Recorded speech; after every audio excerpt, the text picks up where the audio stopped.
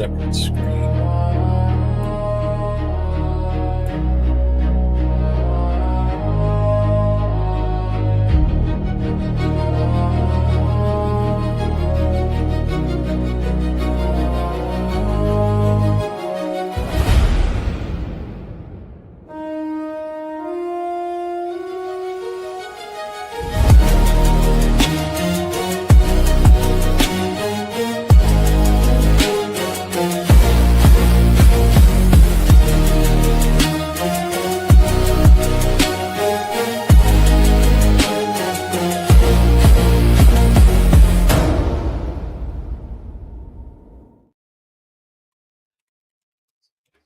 What is up, Raider Nation? We are live, coming to you live tonight. What is going on? Will, you still all excited for being in Texas this weekend? Oh, man. Am I excited still? Yeah, man. It was a long weekend. I'm going to tell you, we went hard. We went fast. I felt like Cheeto, always VIP. You enter, they give you a little smooze, and you feel good. I was like, damn, man. Is this what it feels like to be the legendary Cheeto Linus? And they're like, absolutely. First class all the way, baby. You're unbelievable. Oh, man. He is. What is up, everybody? What is going on? So tonight, we're going to do a mock draft later on, but we're going to start it off with Will giving us a little take on what went down in Texas at the Tnbc weekend down there. They had a big barbecue. A bunch of super fans showed up, and the biggest super fan of them all was there, Will. And captured as many moments as he could on film, pitches. He was there to fight his arch rival Raider Won't. Yeah. Yeah. Well, I'm gonna let you just take the floor and you just do you do your thing. How's that? All right, man. So, hey guys, I'm gonna give you guys a little vibe of what it is to go down there to the Texas TNBC takeover, man. You go down there Friday night. We flew in, we got in about 8:00. Already late. You guys know how I run. I was already late to the first event. So I get there at 9. It's already banging. They had about 30 to 35 people inside of Ojos Locos. Ojos Locos is kind of a bar where you guys did it at Ojos Locos? Bro, Ojos Locos, bro. Oh, I'm so mad I didn't go. And this is where, when you're VIP, like El Cheeto Linus, you would have had benefits in there. I probably got a good seat. But no. I'm general admission. So I had to sit with everybody else and kind of wander around. So you wander around. Jeff, do you know what Ojos Locos is? No idea. It's kind of like, how in Hooters, the girls would wear skimpy uniforms to serve you chicken wings? Mm-hmm. So Ojos Locos is something that started in Texas, actually, I think. But it's same concept, but it's they bring you like tacos and ceviche and stuff like that. Mm-hmm. But they're skimpier because it's more lingerie than the booty shorts. That's why. So it's like Twin Peaks when they do their lingerie thing. Yeah. I've seen that one, and that's like, damn. Okay, yeah, maybe.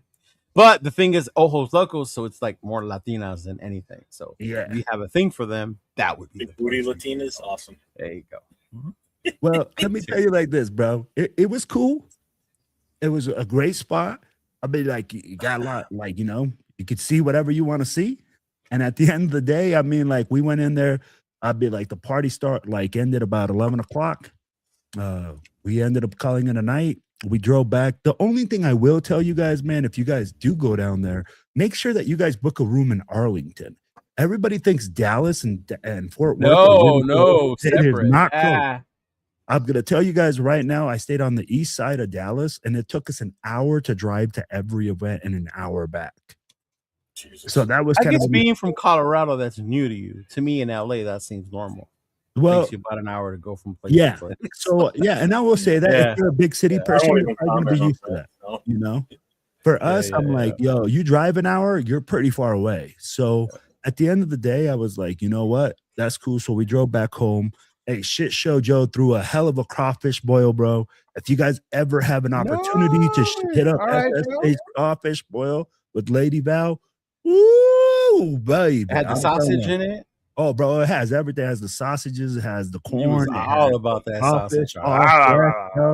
It was crazy good, man. We had about 15 people show up, so it was dope just to kick it. We kicked it with a couple other groups, and then we ended up going to Fat Daddy's that night. It's in Mansfield, Texas, man. I'm gonna tell you about this fucking location, bro.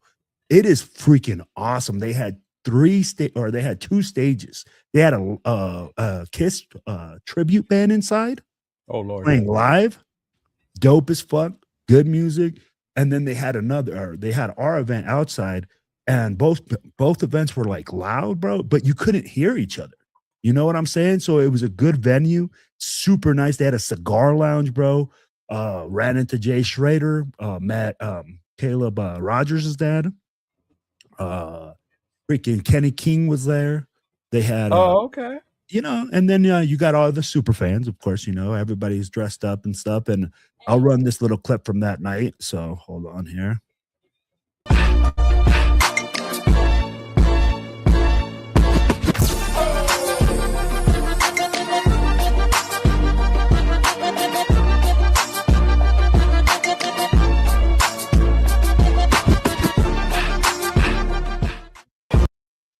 Yeah, as you guys can see, man, it's just a short clip that I have, but kind of like that was the night right there. You had kids there, man. You had super fans. You had 4Dub singing their song for Raider Goon, and then we kind of ended the night of I'm gonna say about 2:00 in the morning, bro. Nice. Because we had if you guys ever go to Dallas, Fuel City fucking tacos, bro. That is the stop. It is a gas station with this taco shop right next. No, bro. I know. It's a Mexican-owned joint, and they have elote. They have all that stuff, bro. It's fire. Yeah, it's all right. Bro, at 2:00 in the morning, that shit's fire. And so are Jack in the Box tacos at 2 in the morning, but hey, no doubt. No doubt. So, then we go out. We went back. Hey, what up, Oso? Thank you for hosting our co-host here, Wilfredo, bro. He came back with the accent y todo, so I don't know what you did to him out there. Hey, right? So then we go out Sunday, and Sunday, man, it was rainy. So I'm gonna tell you like that. It was rainy, but over there in Texas, it's like the hot rain. Humid, yeah. Yeah, like it's not even like cold. So we go out there, man, and we were at the barbecue, and I'm like, it's just cool, man. Everybody's out there chilling, just enjoying their last Sunday together. Where was the barbecue at? It's at a park. Venue? Okay. Yep. Last Sunday together.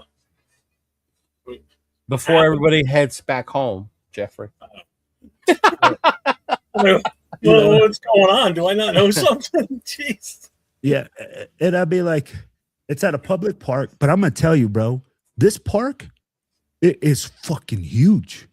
I've never seen parks like that, bro. Will needs to leave Colorado from time. No, bro. This park is huge, bro. This park was a lot bigger than I thought. Like I was like, I haven't seen a park like that in a long time. I will say that gazebo, because I saw some of the pictures. The gazebo was massive. That thing was huge. Private park. Okay, also thank you. Uh-huh. Yeah, right. It's huge, man. So yeah, hey, you know what they say? Everything's bigger in Texas. Hey, you ain't fucking lying. And I'll be like, at the end of the day, bro, great event. I definitely recommend people to go out there. I always say, hey, got to go out there and try new things. It's an event that you should try out if you haven't. If you're in Dallas, Texas, get out there and do it big. I know that, Big Cheeto right here, man, will definitely, be trying to make it down there one of these years, because it's one of those events. I went the inaugural year they opened at Jerry World. Yeah. My uncle took me as my graduation present because we played the Cowboys that Thanksgiving. Yeah. Mm-hmm. So I've been there. Yeah. Drove. Never again. You drove. Hey, and that's the one thing I will tell you guys. If you guys go to Texas, man, expect to drive. Yeah. Expect to put in some mileage. But again, hey, make sure that you guys go down there to Arlington. That's the area that most of the stuff is focused in. Oh, that's cool. Man. All right. Yeah. That's what I would tell you. And I mean, like, oh, fuck, man, I forgot this video. But there's this fucking sign outside Cowboy Stadium. It says Cowboys Nation. Yeah. I said, what the fuck is this? Yeah. Also, if you could do anything about that, bro, burn that motherfucking sign down. Because I was insulted. I was like, what the fuck is this? But yeah, bro, other than that, cool spot. Oh, Hurtado's barbecue. Hey, you know I'm a fat guy, bro. I love to eat. That shit is fire. If you guys ever get a chance to go down there and try that, yes, sir. You got to try that. Hurtado's barbecue was a definite banger, bro. Nice. Yeah. Yes, that is the report from, the TNBC Texas Takeover, man, for 2026. It was a shout out to TNBC, man. Thank you guys for putting that out there. Were there any other clubs that you ran into that you saw people? Did you run into Raquel? Was she there? Yes, I saw. Of course, I saw. So the people that were there that were from outside of TNBC, we had TBH San Antonio was there. San Antonio. Of course, we were there. Wesco was there. I saw Raquel. I saw TNBC LA or Las Vegas. We saw TNBC Merced. We saw man, hold on here. And so there's no confusion. Who's taller, Raquel or Diego Pavia? Raquel. Hey. Oh God.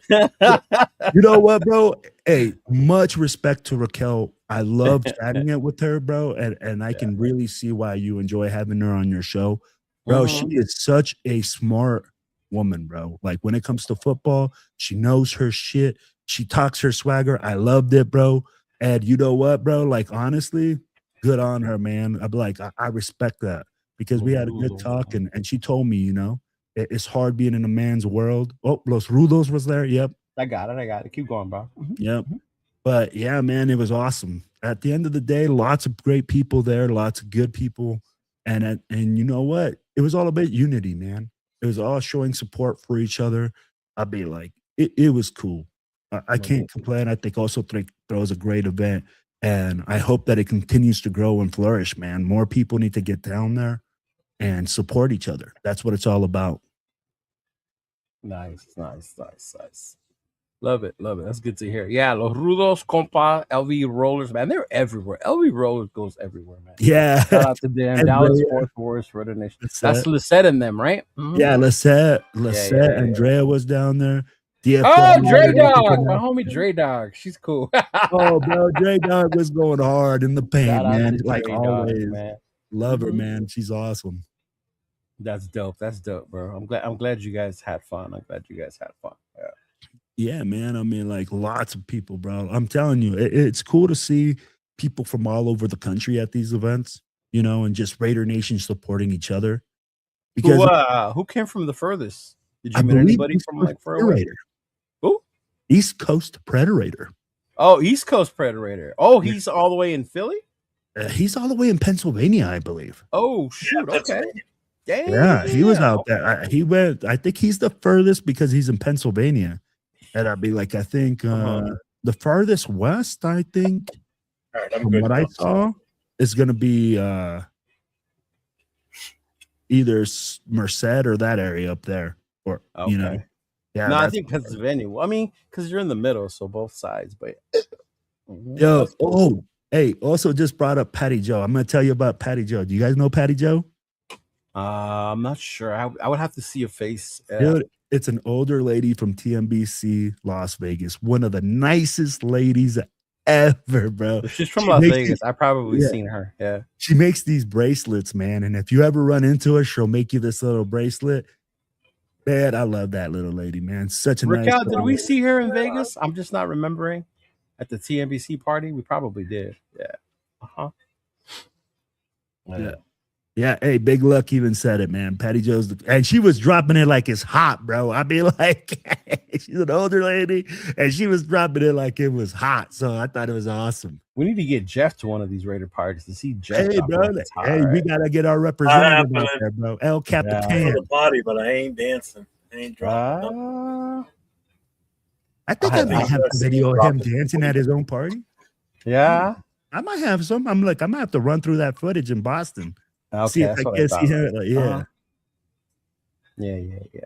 That's dope. Mm-hmm. That's cool, brother. That's cool to hear. Yeah. I mean, who else but the Raider Nations does parties in April? You know, and a bunch of people show up from all across the country. Yeah, it's dope. Bro, you're absolutely correct. Mm-hmm. It's cool to see. But shoot, man, what's cracking with y'all this weekend? This weekend's WrestleMania, brother. Ooh, Tito. Yeah, this weekend's WrestleMania. So, you know, I'm on another level this weekend. Don't talk to me about no Raiders this weekend. Tito, I'm gonna tell you, man, I'm amazed of how many Raiders fans are wrestling fans as well. Why would you be amazed? No, because for me, like, half of them get their personas from wrestling. Are you shitting me? No, yeah, I'm just Savage, telling you, like Hogan. I get what you're saying. I'm not. I'm just saying. I did not know that wrestling was that popular. I'm just a guy that doesn't follow wrestling. You know what it is, and I could see that because I grew up in the Hogan era, so it was different. Mm-hmm. And then I transitioned to the Attitude Era, Stone Cold, Rock, and all that. Completely different. I deviated during the what they call like the PG era, which is like John Cena and them. So I missed the John Cena. I missed Punk, CM Punk, when Roman Reigns first came out, when Seth Rollins first came out. It wasn't during COVID when we were all home and just forced to watch whatever was on TV that I got back into it. And then that was when I saw like this thing on Roman Reigns. When they were wrestling for no crowds. Yeah. And then that's when I got back into it with the whole Roman Reigns and the Usos and the Bloodline. Like that drew me back into it. Yeah. Okay. Yeah. Mm-hmm. Yeah, but I'm not surprised. I think I get surprised. Oh, easy, Mike. I get surprised more by how many people think people don't watch wrestling, if that makes sense. And you know what? It does, because I guess I'm on the total opposite side, right? Like I said, I don't watch wrestling. So for me, I was like, holy cow, man, there's that many people that still watch wrestling. I'll tell you the last time I watched wrestling, NWO. Yeah, see, that was the Attitude Era. See, and that's why I didn't say NWO, because I wasn't a WCW person. I'm loyal. I'm loyal to the Raiders, and I was loyal to WWF. So WWE don't want to get sued. Oh, man. I don't care. They can sue me for what? World Wildlife Federation. Foundation. But yeah, man. There's a lot of fans. WrestleMania is going to be on Netflix again. Is that No. So that's part of like what Coach was talking about. They're in trouble. Ever since TKO bought them, or they merged with TKO, a lot of it's been taken away from Peacock, from Netflix and stuff like that. So it's actually the first hour is free on ESPN, and then the rest you have to purchase like the ESPN package or whatever to watch it. Yeah. Yeah, that's what I'm saying, and that's why a lot of people are mad about it. It was on, I think it was Netflix. Or no, it was on Peacock. It was on Peacock last year. Yeah. Mm-hmm. Oh, that sucks. So I can't watch that. Yeah. Trust me, a lot of people aren't happy with TKO, with what they've done with it. Yeah. Mm-hmm. Yeah. A bunch of bullshit. Hey, Tito, let me ask you this. Yes, sir. Who's taller, you or Raquel? Oh, me, bro. Come on now. Her and Queen V were like this, bro. I was like, clap. Like, come on now. Yeah. Tell John thank you. I got the payment, Jeff. Okay, cool. Mm-hmm. Yeah. Fucking thundering and lightning outside right now. It's how fucking muggy it is here. Lightning. Yeah. Bro, I'm gonna tell you. But I don't know, Jeff, if you added it to the agenda today. But did you guys catch today's presser? No, I did not watch it. No. Oh, okay. All right. Bring it up. Presser? Yeah, there was a presser today. It was the all GMs and their assistant, whatever, are supposed to go before the draft to all 32 teams. They have to come on. They talk about, because obviously draft is next week, right? So they had their little thing today. So the media, Q, all of them got to ask all those questions that you want to ask to Spike Tech. And man, I can't remember the name of his assistant. He called him something. But one of the things, I'll wrap it up for you basically, but one of the things he did say, and a lot of people might forget, this is the first year his full staff, scouting, his assistants, and all that are the ones who are going into this draft with everything set up. And Spytek, one of the first things he did was thank his scouting department, because he even said it. This is our first year actually, where everything that you got on here is us, our team, right? That they've done. Yeah. So this is going to be their first actual full on where they did all the scoutings, their big boards and all that. And I said that last year before the draft that they're still going off of the previous scouting department stuff because it's too late for them to go and reevaluate with the guys that were in the office when Spytek came in because it was the old crew stuff. So they were going by their notes. Yeah. Mm-hmm. One thing I did notice about Spytek though is he seems to have a really closeness to his team. And I say that in the way he says their names by nicknames. You know what I mean? Like when we talk to each other, I don't call you by your Wilfredo. Whatever. We have nicknames for one another, right? Because we're cool. He does the same with his scouting department and his team, which I think is pretty cool. It tells you how closely they work together. Yeah. Even when asked about making a decision, they're asked on Spytek, like when it comes down to making the pick, do you want everyone to just leave you alone? And if anything, they'll call you. And he's like, no. It's like, I want a collaborative from my entire team. I want to make sure we're not missing something. If there's something they know that I don't, things like that. Yeah, you go, Sparky. Yeah, Brian Sparks. There you go, assistant GM. That's his name. You call him Sparks or whatever. So so just the way he talked about it was very, very awesome to me in my sense. And honestly, going back to what we've been saying all off season, you're seeing a different side of Spytek we didn't get to see last year. We didn't see this last year with Coach Carroll here. Obviously they still have the previous scouting team and all that stuff here. So that was definitely one of the things that I liked about it. The first question obviously was hey John Spytek, have teams called or have you gotten any offers? What do you think the response was? Yeah, phones are open. Yeah. So he did say they have gotten calls. Right? He says they have gotten calls, they have gotten offers, and he's asked, and those teams know where we stand and where they stand. So obviously he has been open, as we had said before, right? Don't not listen to offers. So that does put it out there that at least they are listening to offers as far as that first overall pick and what they're going to do in what directions when it comes to that. And then of course they started asking all kinds of stuff about Cousins, needs, best overall, stuff like that, But overall, it seems like they have a good sense of what they're doing moving into next Thursday, which just sounds great to me. I feel very confident based on what you saw and heard in that meeting. And we could probably go over it a little bit more in depth tomorrow, Jeff, after you guys take a listen to it. And then we could bring it up on the Connection Show. And you'll just see that they have a bigger sense of what they're going into next week with one of the most important drafts, I think, for us in the recent years anyway. Yeah. Agreed.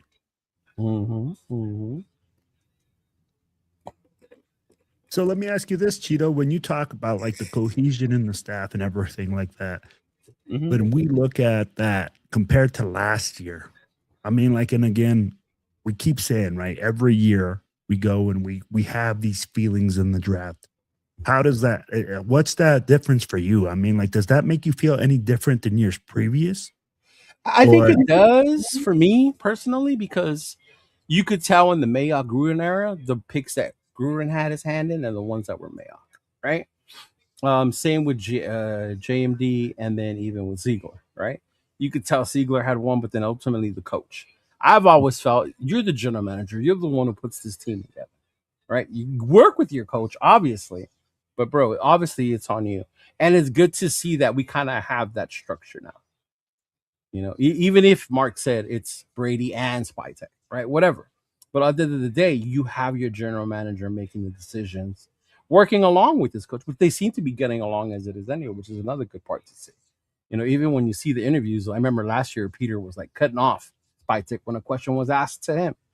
Peter would be like, oh, no, like I got this one. Let me answer. Like, no, you could definitely see there's a difference going into this draft than I saw last year. Yeah.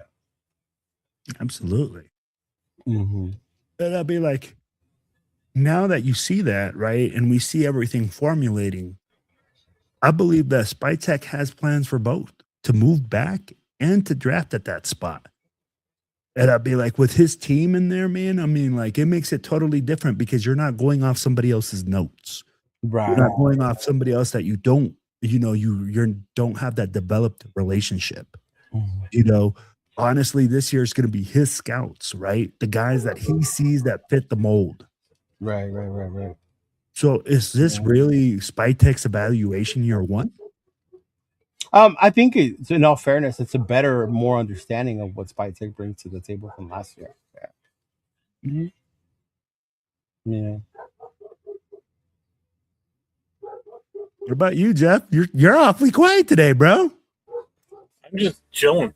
I'm just enjoying the last few shows I'm gonna be doing until next week. Because this time next week, once we're done, I'm going to sleep right away, and then we're gonna be up and out of the house by like 5 o'clock Wednesday. It's like you're having that anxiousness, like I wanted to come already. I wanted to. Yeah, like when you're a kid, and you're gonna go to Disney. It's like, oh, I'm so excited. Yeah, I'm not looking forward to the drive, but 9 hours on the road. But we've got a rental, so that way there's no stress, no pressure on our own personal vehicle. So thank God. When he's a Jeff is scared, he needs his Thunder Buddy. Actually, while you guys are talking, I'm playing around in the draft board over here, making all kinds of trades. See, and it's funny you brought up the draft board because, like, while Will was saying they have to, he probably has a plan. I forgot what I was watching, but somebody mentioned that how we have these mock drafts now. It gives them a way to prepare for any scenario, right? And it's true, right? Like, say somebody comes up and they take a point, like, damn, what do we do? Or you get the call in for the trade. How are we going to react to this, right? Or certain players there that you weren't expecting to be there. What is our plan there if this guy is so many spots away? Or even like last week when we did our mock, and we're going to do one today with Will, I told the guys from the get-go, look, if a guy we want is within like 4 or 5 spots below us, and there's 2 or 3 guys we can rock with, I don't mind trading down because at least we're going to get one of those guys. And I think that's what you see them doing is they have a plan. And they're going to submit the right name, not the wrong Byron Young. Yeah, they better triple check. Like we're on the next seat over. Say, is this the right spelling? Yeah, right. yeah. So definitely see how they put those to use nowadays. Especially they I think Spytek has even said it with all the technology they have at their disposal today. With the AI, with the mock drafts, with the all these evaluators, all these reports that come out. I know Q was talking about one a big book that comes out from The Athletic that you download, and it's got like almost every player in there, their pros, their cons, and what their best fits, things of that nature. It's just crazy. I don't know, Jeff, if you remember, but back in the day when I was a teenager, you could buy like a magazine. It was called like Draft, Pro Football Draft, and it would have players, and then you would read that shit. Right, about seeing prospects coming out of college and stuff like that, and now that's not at the click of a button. Just type in so and so's name and they come up. Yeah. Back in the day, and they still do it, but it's a website now. Obviously, Our Lads used to have a college book they would come out with the players. I used to get it. All the time. Who was it? Our Lads.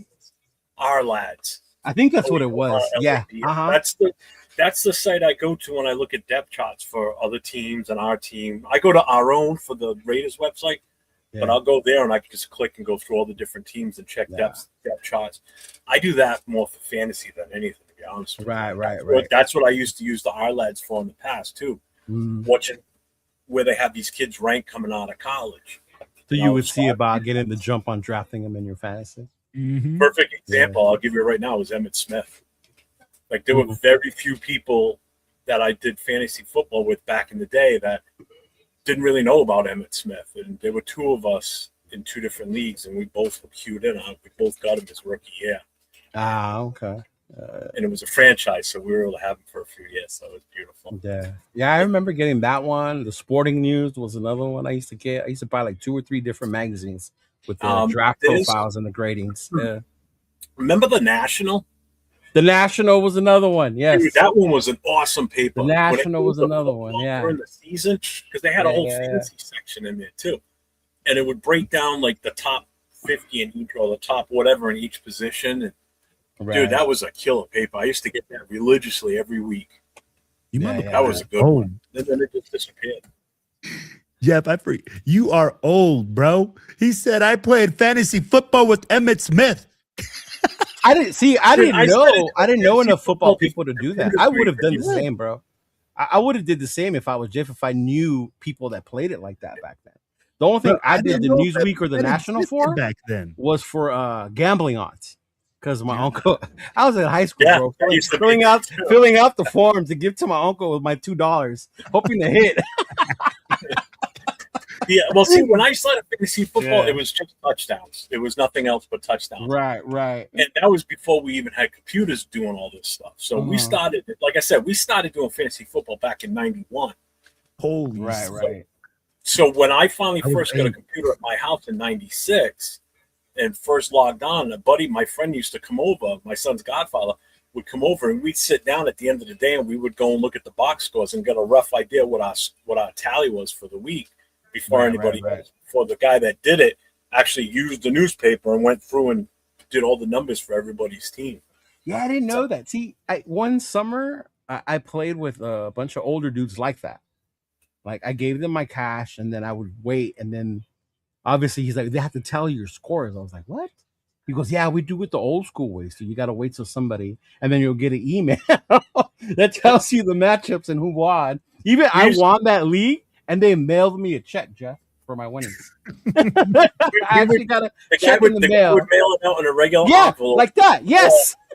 Or if you requested to have everybody's information, like all the teams in the league, he'd send it to you in one of those big manila envelopes, sealed it up, and then mailed it off to you. You had to pay him for it because it was a little bit more money because it was a bigger envelope. You get this it was like that. Holy fuck. But no lie, that was one of the funnest leagues I ever played in, though. Oh, it was great. It was so much fun. Yeah. Mm-hmm. Well, there was no emails. There was no texting. It was you call up and you're trying to make – like in the NFL, you're calling somebody up. Hey, you want to make a trade for so-and-so? And then you'd go through the counter offers. And it was fun, man. That was like when it felt real. Now it's like you just send an email or you do it on the – now it's funny to me because you have so much of the information. You don't even have to know. You could ask ChatGPT. You put in your lineup, who's the optimize, or now they have the optimize button, right? You don't even have to. You just click optimize, and it sets your lineup for you. Like to me, that's why it's takes the fun out of it. I like doing the research myself. That's I still do it, and that's why I win. So. A fucking optimized button. I don't trust the computer. Yeah, bro, I hate the optimized button. Bro, that's bullshit. That's like you don't even do anything. All you do is go in there and auto draft and then put like, auto set up the lineup. Yeah. And all you got to do is get lucky. Say you put in Henry, and that's the day he rushes for 200 yards and 3 touchdowns. And boom, you won. There's like no strategy to that, bro. Mm-hmm. Using ChatGPT. Trying to win a Grammy. Fuck it, Big Luck is funny as fuck, bro. In life too, bro. Oh man, I can't always clowning. I bet he seems like it. Oh, bro.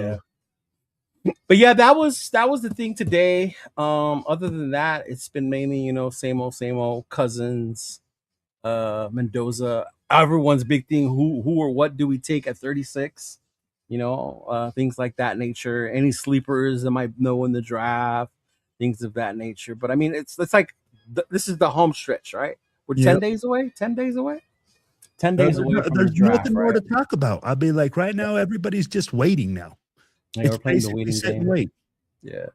There's no more the scouts going out and seeing, hey, what pro days out there or freaking hey, I did see something though. Did you see that young man that was out there holding a sign outside of one of the facilities saying all I need is a chance.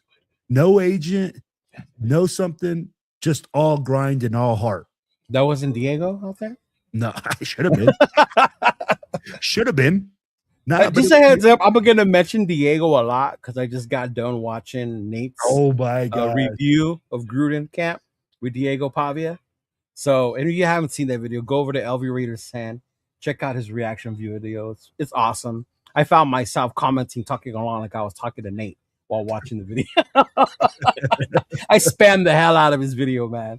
Yeah, go check out his video, man. It's pretty cool. It reminded me of why I like Diego in the first place. before he started doing all that off-field stupid shit after the Heisman thing. You know what I mean? Yeah, but it reminded me of why I liked the kid back then. Yeah. Mm-hmm. Absolutely.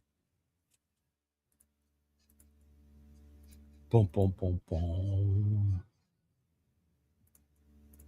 All right, big fella, we can get back on the agenda.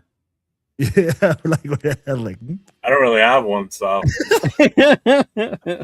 Well, I thought we were gonna, his one banner and then the other one. That's all we had. I had these two. No, and that's fine. That's why I figured you didn't have time or you didn't watch earlier. That's why I was just. No, I didn't watch. You know what? I didn't even. It's not that I didn't have time. I just didn't even know they were live. I totally missed it. I don't know why, but none of my notifications worked today. Honestly, the Raiders turned theirs on later. I knew because I listened to Q Myers' radio show. Oh, so he mentioned it. So he mentioned it, saying that he was going to go live while he was on his radio show. So that's why I heard it live while he was doing it. Yeah. Mm-hmm. Because Wasted was on earlier tonight, and by the time I saw it, it was over already. I'm like, fuck. Yeah, it was started at 2, 3, 3. Started at 2, 3, something like that. Yeah, I totally missed it. At 3. I started at 3. Mm-hmm. Yeah. Mm-hmm. Yeah, I actually planned my break from driving around at 3 so I could listen to the thing and then not. Mm-hmm. Yeah. But yeah, Will, you ready? You ready to do one mock draft, big one? Let's do this. Yeah. So are we doing the one where we trade back, or are we doing the one where we just pick? Well, I mean, we could give you the choice, Jeff, if you want. You can be since given what Spytek said today about being open or listening to calls. If you wanted to do the trade today, I would be willing to do the trade today. Just don't get carried away. My boy Jeff sent me one the other day, like, Jesus Christ. He completely rebuilt the entire NFL in one draft. I'm like, fuck it. I'm just going to try and go balls to the wall, see how much damage I can do. Like, I was like, I think Palomar ended up on the Rams somehow. Mm-hmm. Dude, I traded away almost. I traded away Max, Tyree, Palomar, Chin. Chin was on there? Yeah. Yep. Trey Tucker, I traded away a shit ton of players. I ended up with I had 6 first-round picks this year alone, and I still had 4 from next year plus our own. So we had 5 first round next year. Somebody give me I got you before we forget. I got it. All right, we got it. We got one more. Let me get her. What the fuck happened? Dude, he has so many things on here now. I'm fucking dying. Fucking Jeff. Yeah, but they're fun, Yeah. No, they are. I heard you use one last Thursday when you were doing your show with Come out your thong wearing fatty.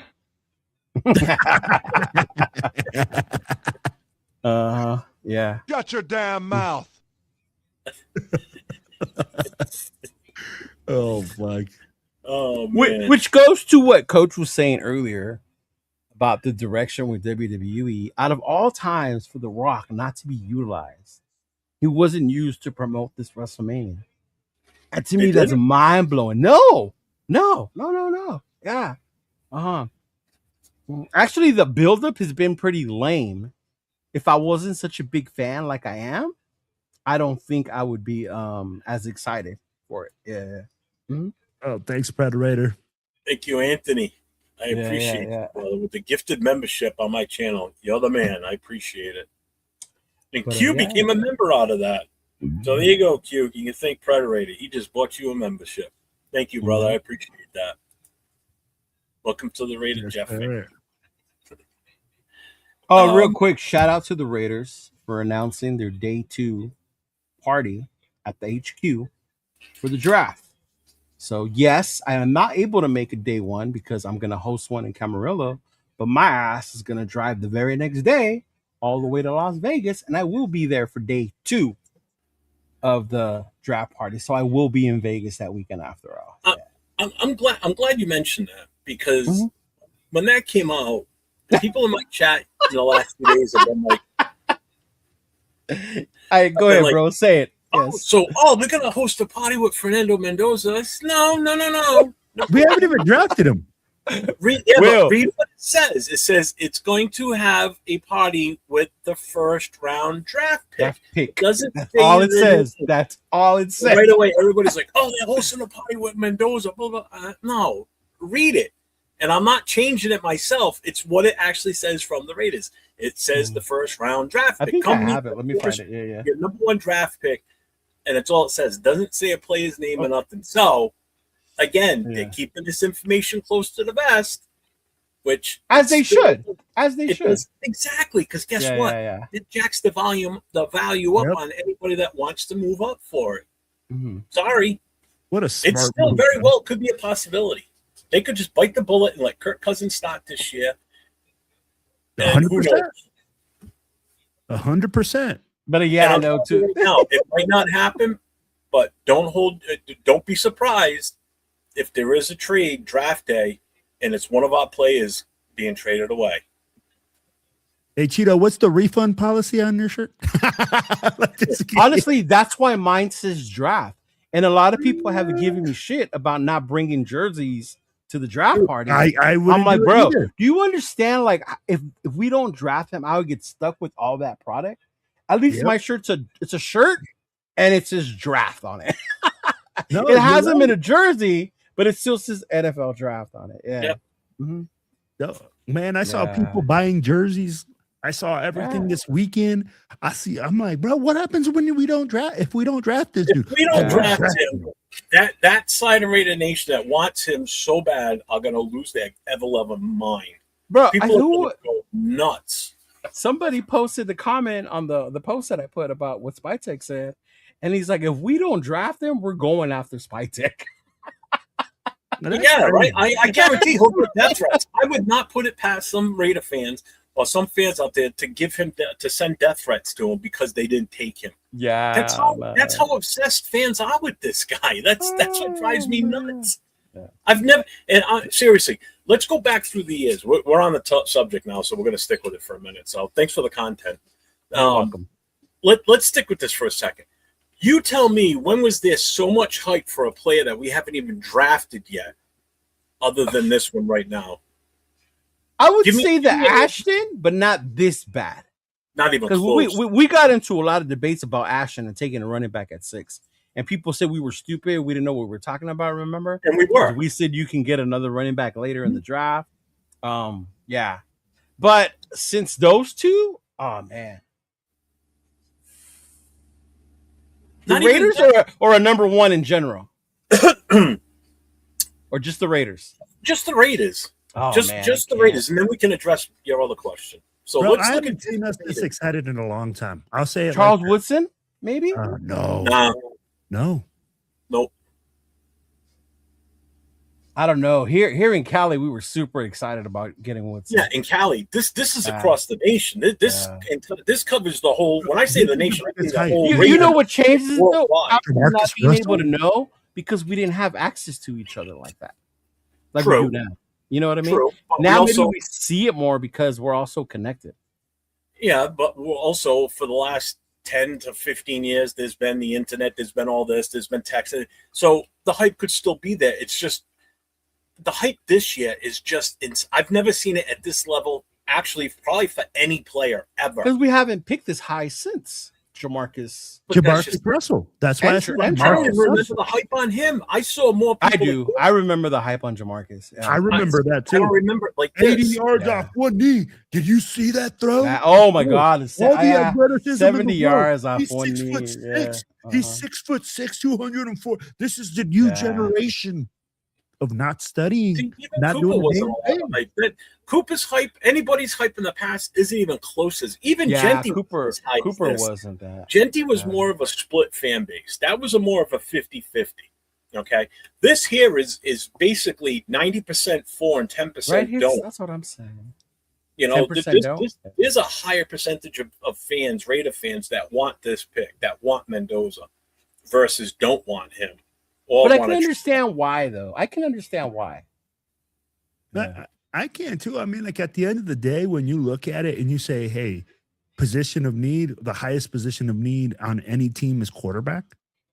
And we haven't had one in a long time. Yeah. And people are looking at it as saying, okay, when is the next time we're going to be the number one pick and have whoever we want in the draft? Yeah. You know, and that's honestly, I can see that. Yeah. And the fact that it's a quarterback. The fact that it's a quarterback. Genty was hyped. Genty was definitely hyped. I will say that, but not to this extent. Nowhere near is their media coverage on this like there was for Genty. Yeah, but the quarterbacks make the league go round, though. I get that. It's a quarterback-driven league. Yeah. But still, this is insane. Yeah. You know, I don't even think you're going to see – even if Arch Manning – and I'm not saying for us – even if Arch Manning comes out next year and during the college year, he just blows everybody away, wins a national championship, does the same thing Mendoza does, gets the Heisman. I don't even see the hype on him as high as this. It will be. You just won't see it. I don't see it. It's going to be huge. It'll be there. If he comes in there next year and tears up the college football, Jeff. Yeah, but here's the problem with Arch Manning. It's going to be the team that's going to have the number one next year that they're not. His camp is not going to want him to go to. And by his camp, I mean his dad, his grandfather, and his uncles. They're not going to want him to go to like the Jets or the Cardinals. Well, maybe the Cardinals because LaFleur's there, but he's going to end up on a shitty ass team. Granted, we're still Mendoza's not going to a winner. No, we're still a shitty ass team. There's no toys about it. I'm like, until we put blood and sweat on the field, we're still a shitty ass team. We're still last year's team right now until proven otherwise. And that's why people get this false hype and hope that we're going to be phenomenal with him. You can't look at it this way. You have to walk into this with that mindset of whatever happens this year. After this year, different story. Right. You know, so don't come in here and start hyping that we're going to be a playoff team because guess what? You're going to be extremely let down at the end of the season if we're not. So, but that's the thing. It's not that he makes us a playoff contender, right? No, but we're not even talking about Mendoza. We're talking about the team in general. Yeah. I'm talking the team. Even with Kirk Cousins, people are still saying that we could be this much better because of him. True, it's going to be a better quarterback play than what we had last year. But we still don't know the product that's getting put on the field until these guys physically get out there. So that's why I'm not getting overly excited for everything right now. I'm taking it one day at a time with this team and this roster. Just look at Caleb Williams, man. They're great, but we don't know what they're going to do. Yeah, and I'd be like, guys are going to struggle. Caleb Williams struggled. You know, then he tears that's actually the last QB I was super excited about and was hoping we would get was Caleb. Mm-hmm. And he was super hyped up. He had the same thing around him. I mean, like, and look at it right now with his painted nails and everything. He's starting to come into his own in Chicago. You know, and that's what I think people want. He had grown-ass men in Chicago painting their nails. That's what I'm saying. And I'll say this, too. Yeah. And I know people will push back on this, too. I still think Genty was the wrong pick last year. I really do. It's still too early to say if he was right or wrong because it's only been a year. Yeah. Right? What do you want from a first-round pick? Longevity, durability, success, continued success, right? Stable success. Can you gain that off of 1 year? No. Even if Mendoza comes in next year, right, and he plays for whatever, right, and he has a horrible year, I'm not gonna blame that 1 year. Oh, he's a bust. You can't do that. All right, you have to see the longevity part of it. No, but but that's just it though. When you're picked that early in the first round, meaning Genty, you're coming in with that expectation that you're the guy. You know, yes, it wasn't all his fault. It was the offensive line. It was the scheme. It was everything. But that just proved our point that the offensive line was bad. And I think that's the part that makes me laugh, Jeff. When people say, like, I told you and Jeff, da-da-da. Our point wasn't to draft him. Our point was, like, he needed an offensive line to be the guys you thought he was going to be. And all we kept saying is our O-line is not there to be able to create those holes for him. And it proved it. And guess what? We were proven right because the offensive line. But we were wrong because he almost gained 1,000 yards. And it wasn't his fault. Yeah. You know? Still nowhere near most people's predictions on what he was going to do. Yeah. Not even close. 3-year evaluation process, bro. 3 years. Give that guy 3 years. That's what drives me crazy about the Tyree thing. We're going on year what, 5 almost? Yeah. And people are still saying, "Oh, this is good, bro. Let it go. Potential's done. Let it go. There's no more he's a boss, plain and simple. Let it go. Absolute Let it boss. go." 7th overall, and this is what we got. He may have had different coaches changes, but you know who's been there the whole time? Our defensive coordinator, Rob Leonard, has been there. Yeah, exactly. He's been the one constant out of all this. Right? Everybody else has gotten better. And Patrick Graham's been there the whole time until this offseason. Yeah. Yeah, Jason had him rushing for 1,100 yards by week 8. I remember when he got drafted, people were saying 1,500 or was like the mark for him. And I was like, whoa. Like, even that was, to me, was I said 1,500 combined yards. Yeah, combined. Yeah. He still, I think, was like 1,300 combined, which isn't bad if you think about it. But that just to show you he still wasn't what we expected. And it proved because we couldn't win games, you know? But to that point, Jeff, the minute we drafted him, it's not like me and you went anti-Genty. No, we supported him. Right? I mean, I was the minute I filmed 805 and I laughed my ass off on his reaction to it, right? But once he put on that jersey, I had my shirts. I was at the games cheering for him. I was in Houston telling everybody, like, I don't know where this came from, y'all. Like, this is fucking amazing. Remember that, Will? Yeah. See, like Lewis just said, 970 plus yards rushing, 1,200 plus in scrimmage. But that's for the first round pick. You had a guy that went in the second. You had guys that went later on. But the team has a lot to do with that. We can't evaluate yardage just on saying this guy got it by himself. He's not blocking for himself. You can do that when you're trying to prove your point. You only see certain narratives when they benefit. But Judkins didn't even start the season. He didn't play because of his contract and his suspension. Judkins started later. And he almost caught up and matched Genty's total runs for the year. Okay. Trevion Henderson pretty much had almost the same numbers as him. Yeah. Patriots are a superior team in every and they weren't first rounders. That's what I'm getting at. They weren't the number 6 overall pick. We could have taken one of those guys later in the draft and addressed the offensive line early in the draft last year, and we didn't. Yeah. So this is where we sit. And I know people are like, well, the coaches didn't help. But here's the thing. If we would have had that guy, like say we had what's his name that went to the Jets? I know what you're talking about. Oh my God! Why am I drawing a blank on that? That wasn't even who I wanted. I wanted them to. I know, but let's say it was him. But now this year he's on our roster with a better set of coaches. Membu, there you go. Membu, thank you, big love. A better set of coaches. Now we're a step ahead of the game, and we wouldn't probably have to look for an offensive lineman soon. Yeah. We could wait longer because now you've got an extra. You got a first rounder from last year that would have probably played horrible last year because of the coaching. I get it. And the crazy part is people say you don't see backs like that in every draft. Call me a homer or not, but the running back who's number 1 this year is better than the one that was here last year. Oh, my God. Night and day. Because here's the thing. If it wasn't Mendoza going first, I'm telling you right now, Price would probably be Love would probably be the number 1 pick in this draft. He wouldn't because they don't draft running backs. They don't draft running backs. But I think for his talent and what he can do, I think he's the number 1 overall value in this draft, to be honest. Because before Genty, who was the one that was picked? Was Bijan, right? Bijan Robinson. He picked that high? Was Bijan. Put Bijan in Boise, and he's killing it. He would blow away Genty. You put Bijan anywhere, and he's killing it. But I think it's funny, though, in all that, and it gets lost in our arguments or whatever. It's not that we're saying the guys are trash. Mendoza's not trash. Genty's not trash. No. It's the value of the pick, right? What you could have gotten at number 6, you could have found the running back who matched him, whatever. Maybe you think the other guy, but they were about the same level in a later round.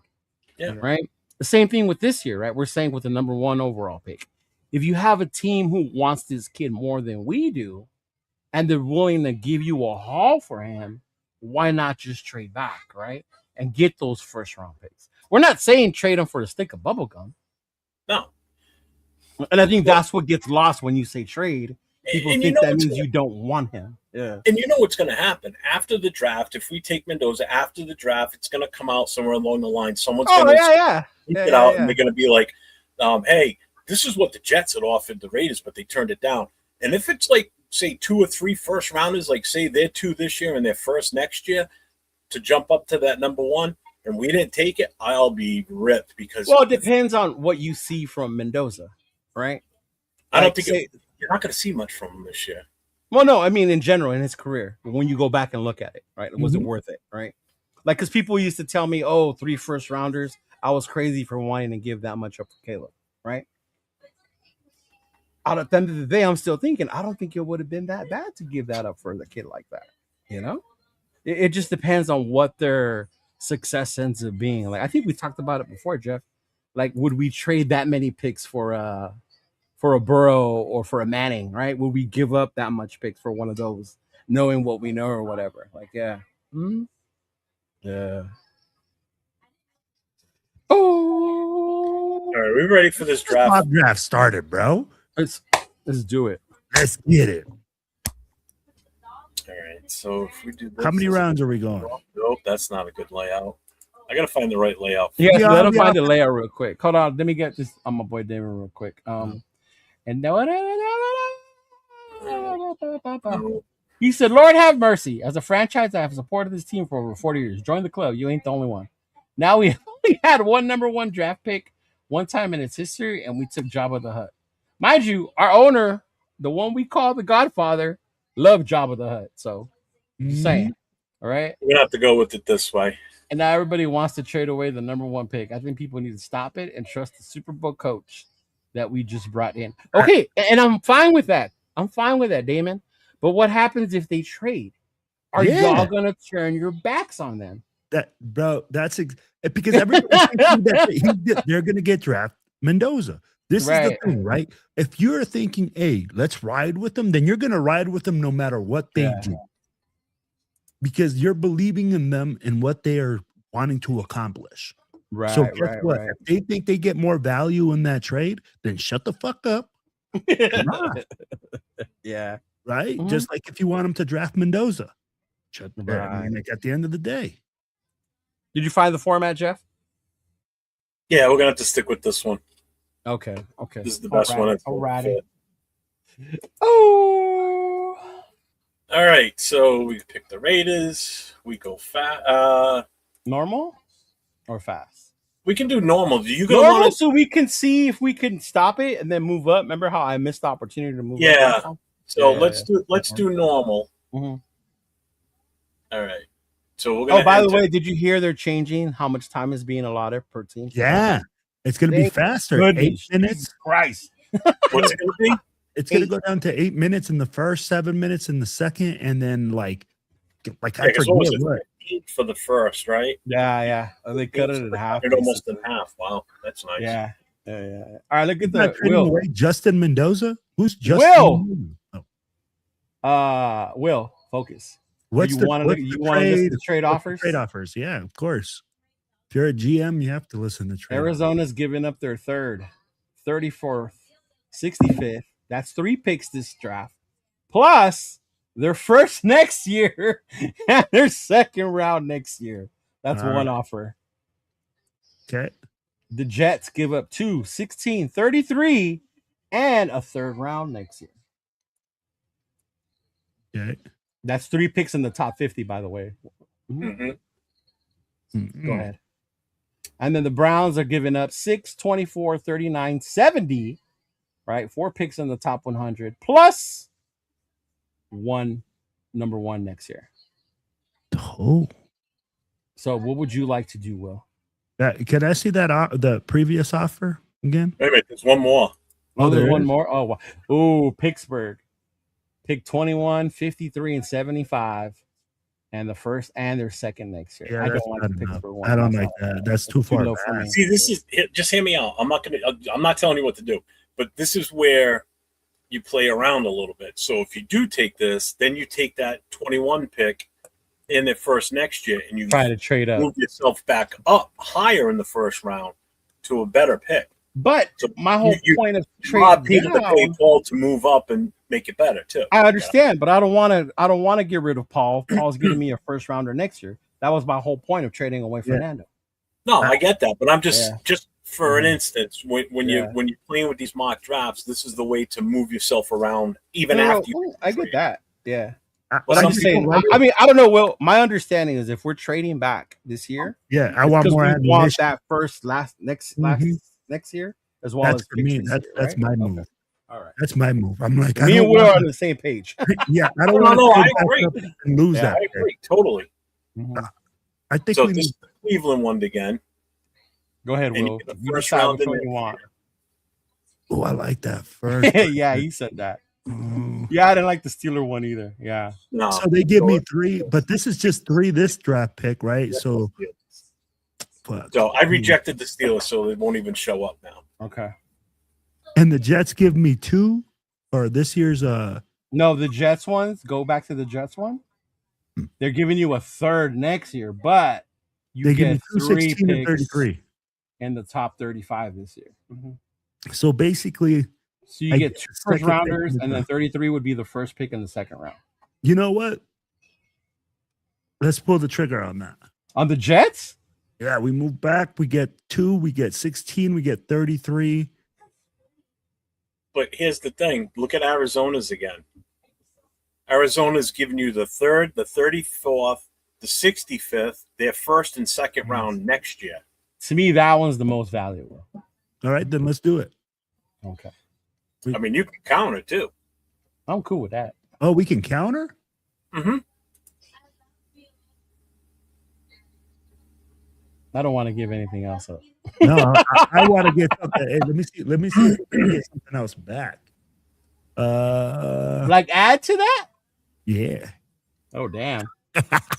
Hold on. Go to 2028. You can take a pick from 2028. It doesn't give you that option. It only goes It only goes to 2027. Hey, give me a 4th rounder in 2027 and see if they'll do it with that.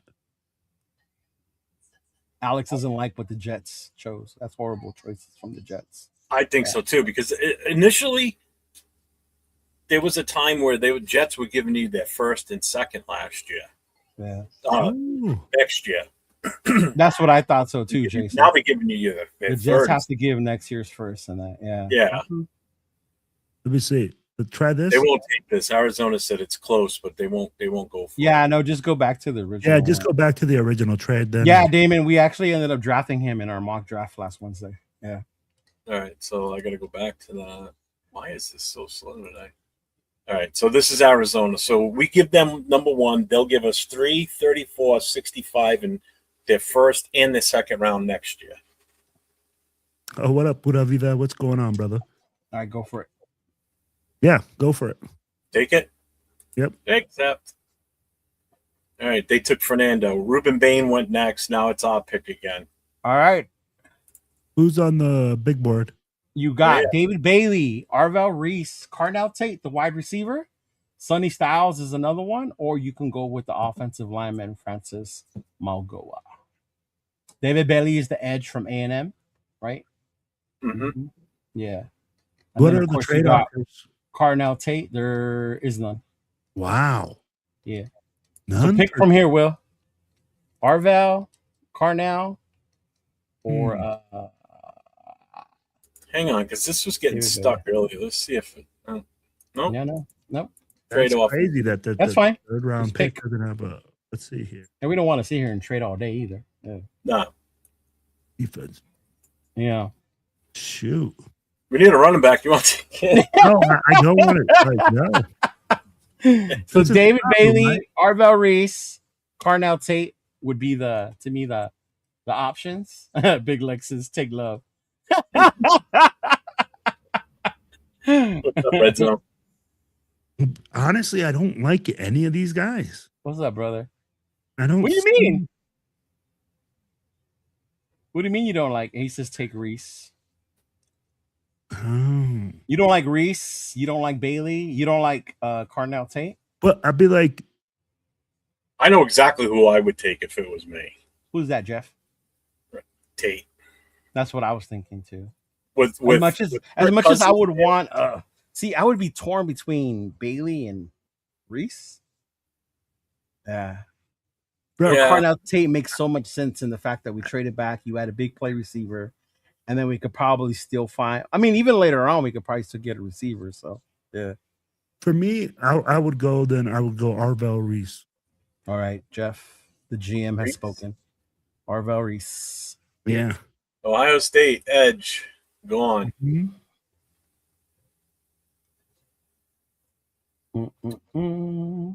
So our next pick is at 34. David Bailey. Ooh, okay. Our next pick is at what? 34. Okay. Because Arizona only had one first-round pick. Okay. Caleb Downs. Oh, it's going to take forever. I know, you can't speed it up. Not now. Sonny Styles.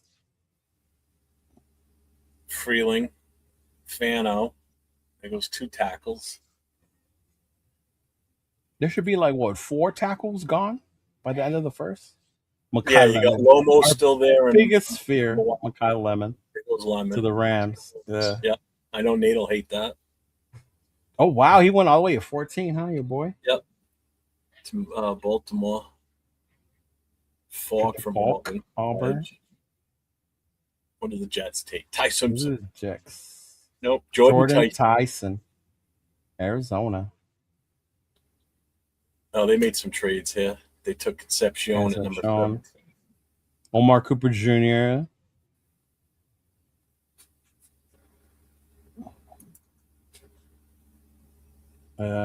Caleb Loma. Oh, that's one of the tackles that people wanted. 4 tackles by 19. Yeah. Oh, Cowboys made a trade. They got 19 and 20 in this draft. They had 2 already in the first. They moved back. There goes the first guard. Yep, Leon. Messidor's gone. Messidor, no. Yeah, and to the Chargers of all teams. But we already got what's his name, Reese. Yeah, but it's more the fact that we got to play against them. Yeah. It's cooled off in here now. I had to turn my towel fan on. Yeah. Will, if you see anybody on the board that you like still and you want to move up for, you can. Yeah, I'm watching. Okay. Proctor. Yeah, because I can pause it at any time as it goes. Caden McDonald is the. Yeah. No, I'm trying to see if I'm gonna make 805 a happy man. You're trying to take Ty Simpson with our second pick. I'm gonna see if he's still available at 36. Denzel Boston went in the first in this one, Jeff. Yep. It's crazy how much this thing changes, huh? The Deke went to the Chiefs. There's the tight end. Yeah, but supposedly he's not that great, so I don't know. I'm not worried about it. He has a lot of good plays, man. He's athletic. Is he the first corner? The one out of South Carolina? Yeah, huh? Yeah. Baltimore. Jesus, you bastards. Yep, Christian Miller. That's the tackle I like. Yeah, McDonald's still there, though. Zion is still up there. Yeah. We already got an edge, though, right? Jets take Emmanuel McNeil Warren, safety. That's 2 safeties. Wow. All right, Big Will. Here's the good thing. We know Tennessee's not. Oh, we got trade offers. We got one from the Saints. They want a 34 and a 134, and they'll give us 42 and 72. Now, after 34, we pick again at 36, correct? Yep. Yes. Okay. Yep. So you don't want. I'm not doing that. I'm not doing that. No. Okay. That was the only trade offer. That was the only. So here's the thing. So we got now 35 is the Titans. They're not going to go quarterback. So if you want to take your quarterback, you can. You can wait till 36. Yeah, you can wait till 36. That's what I'm saying. Defensive tackle. Who's that defensive tackle? You want Caden McDonald? McDonald's right here. Yeah. If you want a linebacker, Jacob Rodriguez is still there. So I like Jacob Rodriguez. Can you fill me in a little bit on McDonald? I don't know. Is he a 0 tech or is he a 3 tech? Yeah, he's 0 tech guy. Our next pick after 36 is 65. So we got 30 picks before we pick again. So can you click on his stats and see how I don't know how big he is or anything like that. Oh boy. He's a big boy, man. He's a space stuffer, as you guys would call him. Space eater, exactly. There you go. Mm-hmm. 6'2" and an 8. 326, bro. Ooh, what's his arm? I don't think it says. Doesn't give his on. I think you have McDonald's fans in the chat. Yeah. Someone take comment down. I'm covering Will. Oh, yeah. What? Take Simpson and Rodriguez. Saints are moving up. So these are what his combine comps are. These are the guys that he performed like at his combine. There's a name right there that I like. Vince Wilfork. Yeah, Space. Wilfork is one of them. Yeah, I'll take that. I'll take a defensive tackle. It's all right. So we're taking McDonald. There he goes. Tennessee. Who did the Tennessee pick? Let's see. We don't know yet. It's taken forever because we did it on medium. They took Brazil, a wide receiver from Tennessee. So no way. Yeah. Bust. Did you get any trade offers? Yep. We got a couple. Okay. 2 of them. Patriots want to give us 45 and 63 for our number 36 and our 3rd rounder. Oh, okay. So you move back 9 picks, you gain one at 63, and you give up our 3rd round next year. So you gain a 3rd, first and a 2nd from Arizona earlier. Yeah, and you get a 3rd this year as well. That 63 is a 3rd, right? Yeah. Yeah. Okay. The other offer is the Rams. They want to give us 61, 93 in their 2nd round next year for our 36th and our 5th round of this next year. What's up, Jarretta? Wow, that's it. That's an interesting one, man. Ja, what's up, man? Like to give up a 36? This one's a tough one to take. I don't like it. Yeah, I don't. I heard that, Ja. Y'all ain't gonna like this. Tom Brady will be visiting Mendoza in Miami before the draft. What the fuck? Here we go. He's gonna tell him like, "Look, kid, I hope you enjoy that steak. We're gonna trade you to New York." So man, I'm not gonna trade out. Let's just stay. No, who are you gonna take here? Who do we got? Like, do you got corner? I know that Ty Simpson's on there, but I want to see if we got a corner. I think he might slide. Well, you got the corner that Leo loves right here, yes. Chris Johnson. Mm-hmm. I like him. Damon in the chat likes him. Kubiak likes him. There's a lot of people. Myers likes him. I'm bringing up. But am I drafting him too high? That's the question. I wouldn't put much attention to the numbers next to them so much. Yeah. So he's right at this point, 193 pounds. His PFSN grade is an 84.49. I know, Alex. I know. These pop-ups on this. That's the only thing I hate about this site. Yeah. It's the pop-ups. Oh. There we go. Let's see. His comps. These are the teams he's visited. KC, Pittsburgh, and Seattle were part of his top 30 visits. And Johnson. These are the guys that his comp was similar to. Stephon Gilmore, David Long, Jonathan Joseph, Caleb Ransor, and Bradley Roby.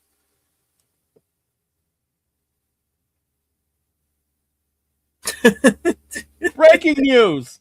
The Las Vegas Raiders have traded the number 1 pick to the Jets, and Fernando has retired to follow the word of God. Oh my gosh. That's funny, Circus. That's funny. So if you want a corner, I would suggest that one over Ponds, because that is the one that supposedly you did have a trade back, though, right? Like if you think they'll be there later, like Ponds and Johnson. Yeah, you did have an offer. What was it? I rejected it because Will didn't want to do them. Oh, okay. Never mind. Yeah. All right, then. You know what? Man, I like Jacob Rodriguez too. If he's still there, if that's who you will, this is your draft, bro. No, I get it. I'm looking at it, but I'm debating it in my mind. You know what I mean? You know, if you did it, I would go online right now and I will order my Jacob Rodriguez jersey. Man, I think fuck. There's just so many positions of need, man. So are you drafting need or best player available? Both. Oh, can you do both? I'd be like, if it looks like BPA right now, it would be like, fuck, that would. You know what? If I stuck to that rule, which best player on the big board right now, which our big board right now would be Ty Simpson for a position of need. So I'll address the position of need, and we'll go with Ty Simpson, which people are gonna freaking roast me right now because I traded back, and now I grabbed Ty Simpson. But hey, let's take Ty Simpson at quarterback. Obviously, Big Luck, you didn't do your job and talk up Jacob Rodriguez enough to will. If not, he would not be taking him right now. So we're taking Ty Simpson. He wants Ty Simpson. Yeah, we'll take Ty Simpson. I'm just gonna hit it. I'm gonna fucking swallow the pill. So that way we address the quarterback position, and then we'll do the third round. I think that should be it with draft of this speed. Yeah. Because if we do the other ones, bro, we're going to be here all forever. Chris Johnson went right away next to the Giants. Did he? Yeah. Oh, I knew he wasn't going to last. Yeah, me either.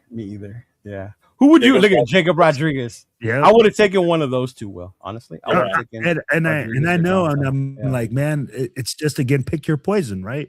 Like you're gonna look at it and you're gonna say, what's the biggest? No, you're right. If you look at your big board, good move by Buffalo if that actually happens. They need that bad. Oh yeah, they do. Mm-hmm. You have it on video where he talked up Jacob Rodriguez. Hey, John Leon, welcome, brother. Salute. We talked about the leadership aspect that he brings, and I mean, like that's what I love about Jacob Rodriguez is that he has that solid background, you know, according so far. Because let's be real, you know, we don't know this guy personally or anything like that, but all reports are saying that he has a good background. Ooh, AJ Halsey was another safety out of LSU. He's a good one too. Zion Young. So right now we have Reese, Caden McDonald, and Ty Simpson. So we got two defensive guys and a quarterback. Yes, sir. Potentially the quarterback of the future. Yeah, I believe Hunter's still on the board, Jeff. Yeah. He's fallen in a lot of the ones I've done. Caleb Banks goes late too. Like D'Angelo Collins is still on there. Yeah. Mm-hmm. Anthony Hill Jr. is a good linebacker as well. Oh man, this gap is big right now. Ted Hurts, the wide receiver out of Georgia State. Oh, Caleb, that injury, bro. Yeah. CJ Allen out of Georgia. Anthony Hill Jr. is gone. There you go. Yeah. See, New England traded up for him. Yeah. I'm not surprised. That makes sense. For them anyway. Yeah. Not at all, man. There goes Ponce to the Colts. Lee Hunter is a steal, Josh said. Yeah. Will, are you looking for your next Sebastian Janikowski on the next pick? No. Well, these are our immediate needs, Will, right here. So QB, offensive guard, tackle, wide receiver, DT. So you've already taken care of the quarterback and the DT. I'm looking at wide receiver next, honestly. Wide receiver and offensive lineman. Actually, Tanner, if Will took Simpson and we have Cousins, you can wait for Marshall Manning. Yeah. Based on who we have in the quarterback room at this point. Yeah. For those of you who don't know who Marshall Manning is, he's the next Manning height. Apparently, he's even better than Arch. Yeah. Oh, there goes Pregnon. Is he? Oh, okay. Oh, yeah, Emmanuel Pregnon. So you're looking at receiver or O-line, huh, Will? Yeah, that's where I'm like, what's best left on the big board? Okay. I might even move up here soon. I'm like, let them know. Let them know, bro. This would be your time. Mm-hmm. Let's see what the Eagles want to tangle at 54. Okay. Is there someone in particular you're looking to take at 54 that you want to trade? Let me see what the wide receiver. Can you pause it and see what the wide receiver situation is and offensive line is? Offense. I don't know why this is so goddamn slow. It's the ads, bro. The ads do it. And then probably a lot of people are doing mocks right now too, Jeff. Yeah. Come on? That and all that Asian Shiva? porn you have on your computer's hard drive. I shut that down. Oh, okay. These are the wide receivers that are left. Ted Hurst is a good one for here. Skylar Bell's another good one. Jacoby Lane's still there. Zachariah Branch, Surratt. These are a reach right now at this point. Yeah. Hurst, you could definitely do in this range. I don't know enough about Williams. I've just heard a lot about him. Hurst, Bell, are the two main ones that I heard more about. You want to look at tackle or guard too? Yeah, Tackle. Yeah, I want to see right tackle. So this is well, the kid from Northwestern is good. Yep. Cronauer, Shelton, Isaiah World. You can get World later. We did that last time. I've been getting him a lot too, Bowery. So if we look at the guards. Yeah, there's nothing that I want to move up for right now. Okay, let it go. Let it go, Jeff. Let it run. All right. Restart. Resume. You almost restarted.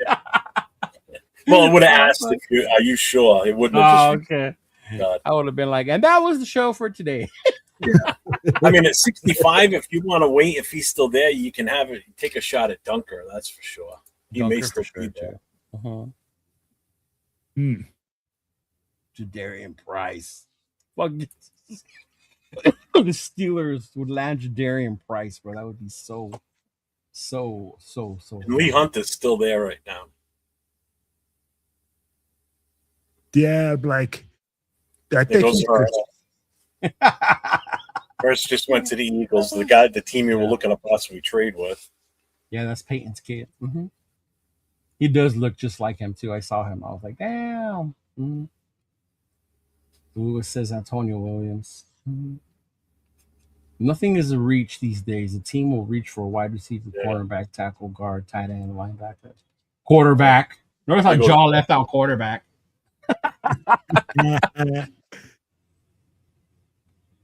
Right there, that kid Hetch. If we didn't have Linderbaum, that's who I was going to hope we would have grabbed in this draft. Hetch, the kid out of Kansas? Yeah.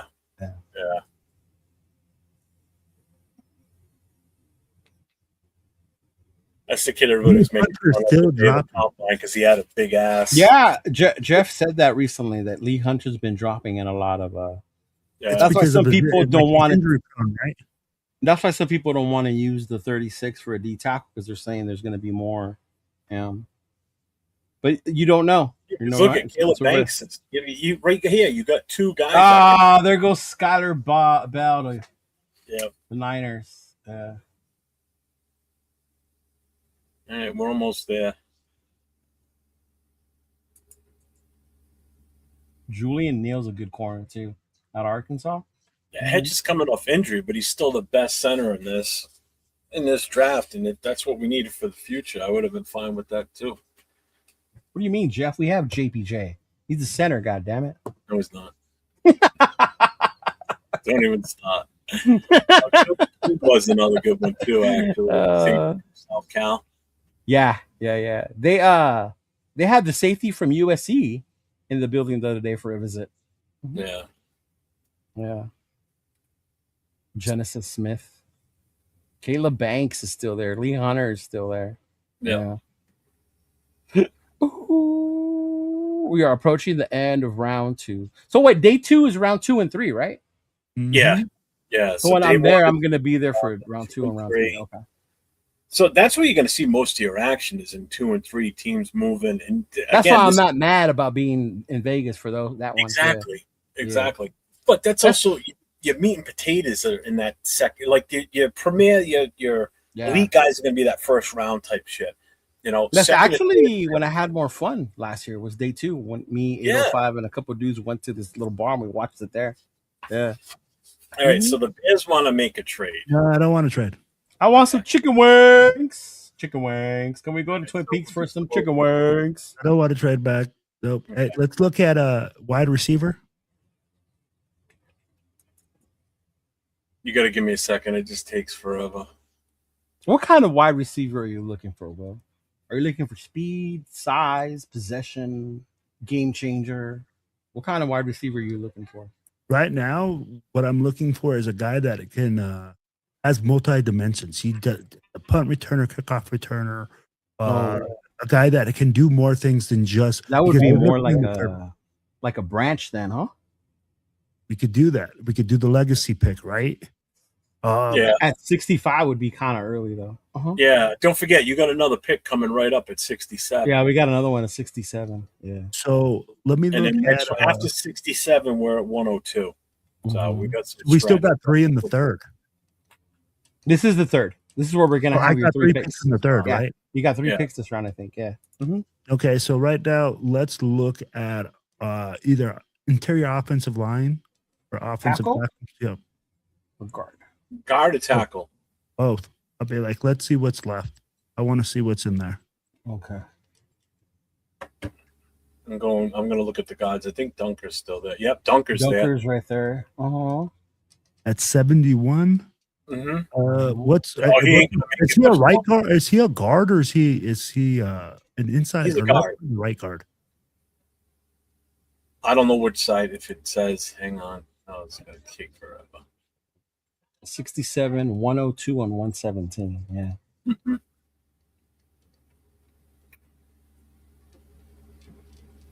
We're the big boy out of Iowa. You like them Iowa boys? Yeah, 6'5", They're 319. good linemen. No, they do. Old school offensive lineman. That's all I hear about Dunker. Let's pick up Baby Jeff. So we're gonna take Dunker. Yeah, we're taking Baby The Jeff. left guard. All right, He wants some. All right. there we go. Dunker. Let's look at the tackles too while we're here. Josh said he's the left guard. You could move JPJ to right guard. Make him a mauler. That's what he is. He's your mauler. Your mauler. So these are the tackles that are left. So Bro, they that's took that big kid, right? That 6'8" kid that's 300 and something pounds from the right or the outside tackle. Can you Which one? click on him? Demetrius Crum over? Bengals want to trade. Fuck them.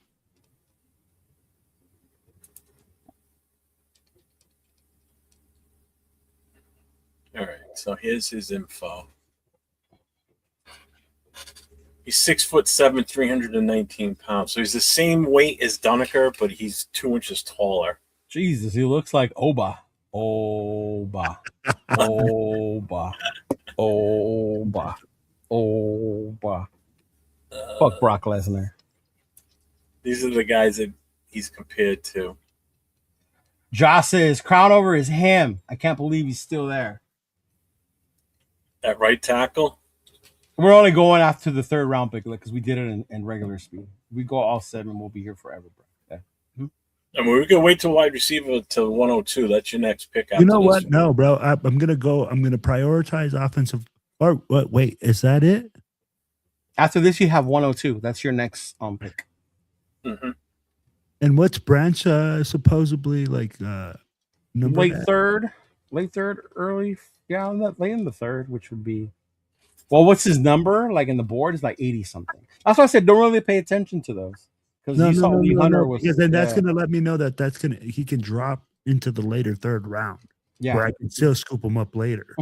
Yeah. So let's go offensive tackle Okay. because I already dressed guard, so we're gonna go guard and tackle. Okay. So obviously I'm not I spicy. like that. I like that a lot. I like it better than last year's. That's for sure. Well, I'd be like right now. Last year it was Jack Besh in the second, and then in the third we took Grant and Rogers. Yep. And And then Porter, yeah. And Thornton was Porter. in the fourth, yeah. Was in the fourth. Thornton was the fourth rounder. Yeah. Jaw's happy. He says he's him. He cannot believe he was there.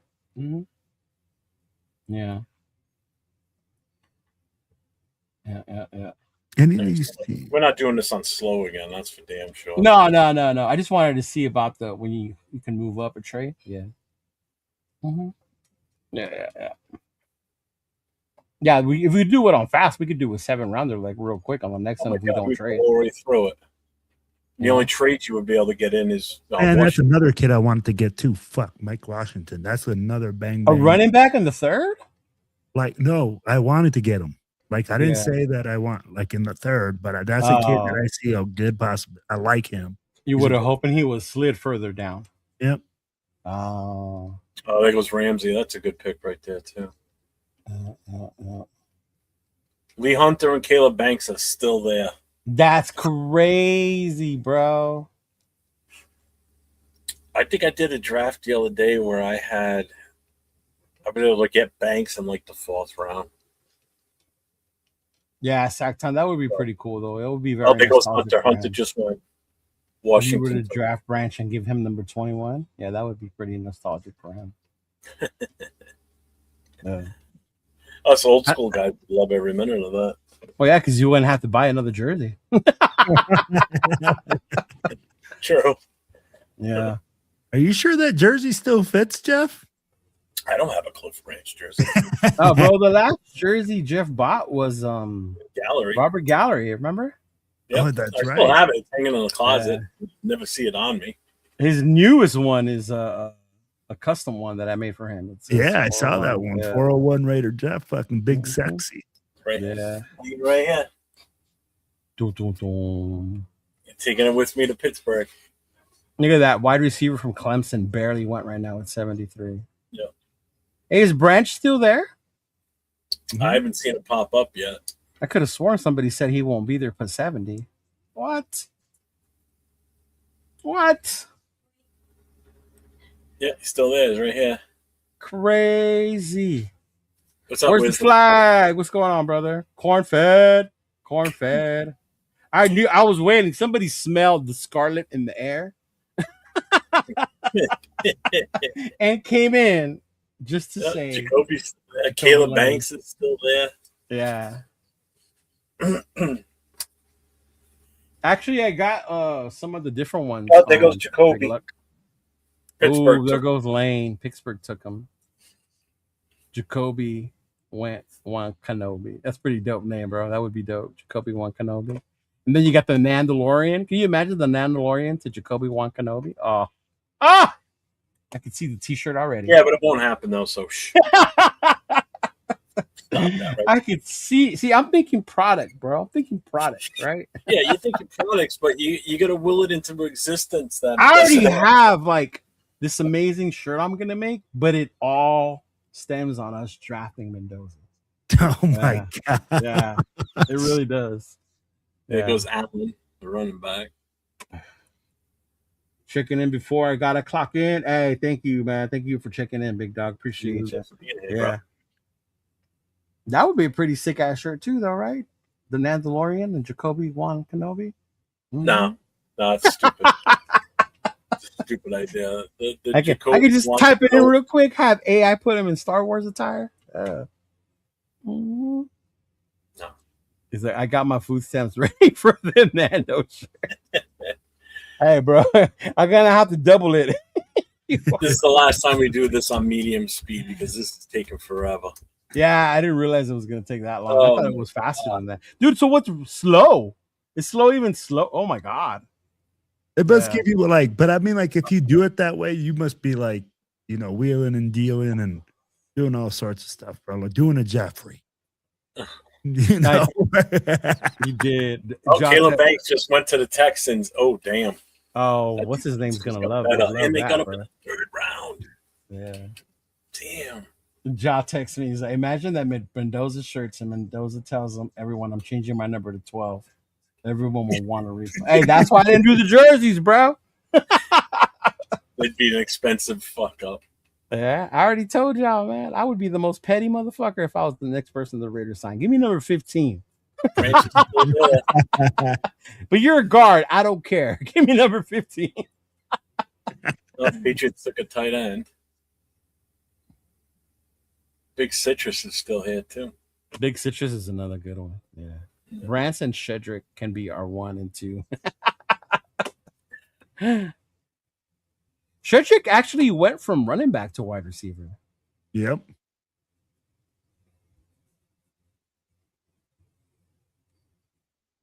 Yeah, Jaw, that would be funny. Oh my God! I saw LeBron James fans go crazy. They wasted $150 after he changes. Yeah, to 6. Idiot. I do remember that when he went to number 6. Yeah. Mm-hmm. Well, it's like when Kobe went from 8 I to say 24. Kobe changed it, but didn't he? He went from 24 to 8, or vice versa. Didn't Yeah. Michael Jordan did the same thing too? He changed his number at one point. He did the year he came back. He used 45. Yeah. And then they lost that game to Orlando. Then the next year, he went back to 23. Because remember that guy, the story goes that guy told him 45 ain't 23. Yeah. And then the next game came out with 23, started getting fined. Be like an hour before we get to this. What's up, Ryan? How you doing, brother? How you doing? What's up, Ryan? Big luck. No, don't be trading. Who you gonna trade up for? Unless there's somebody you really want. Blood Clock. That's a good one too, by the way.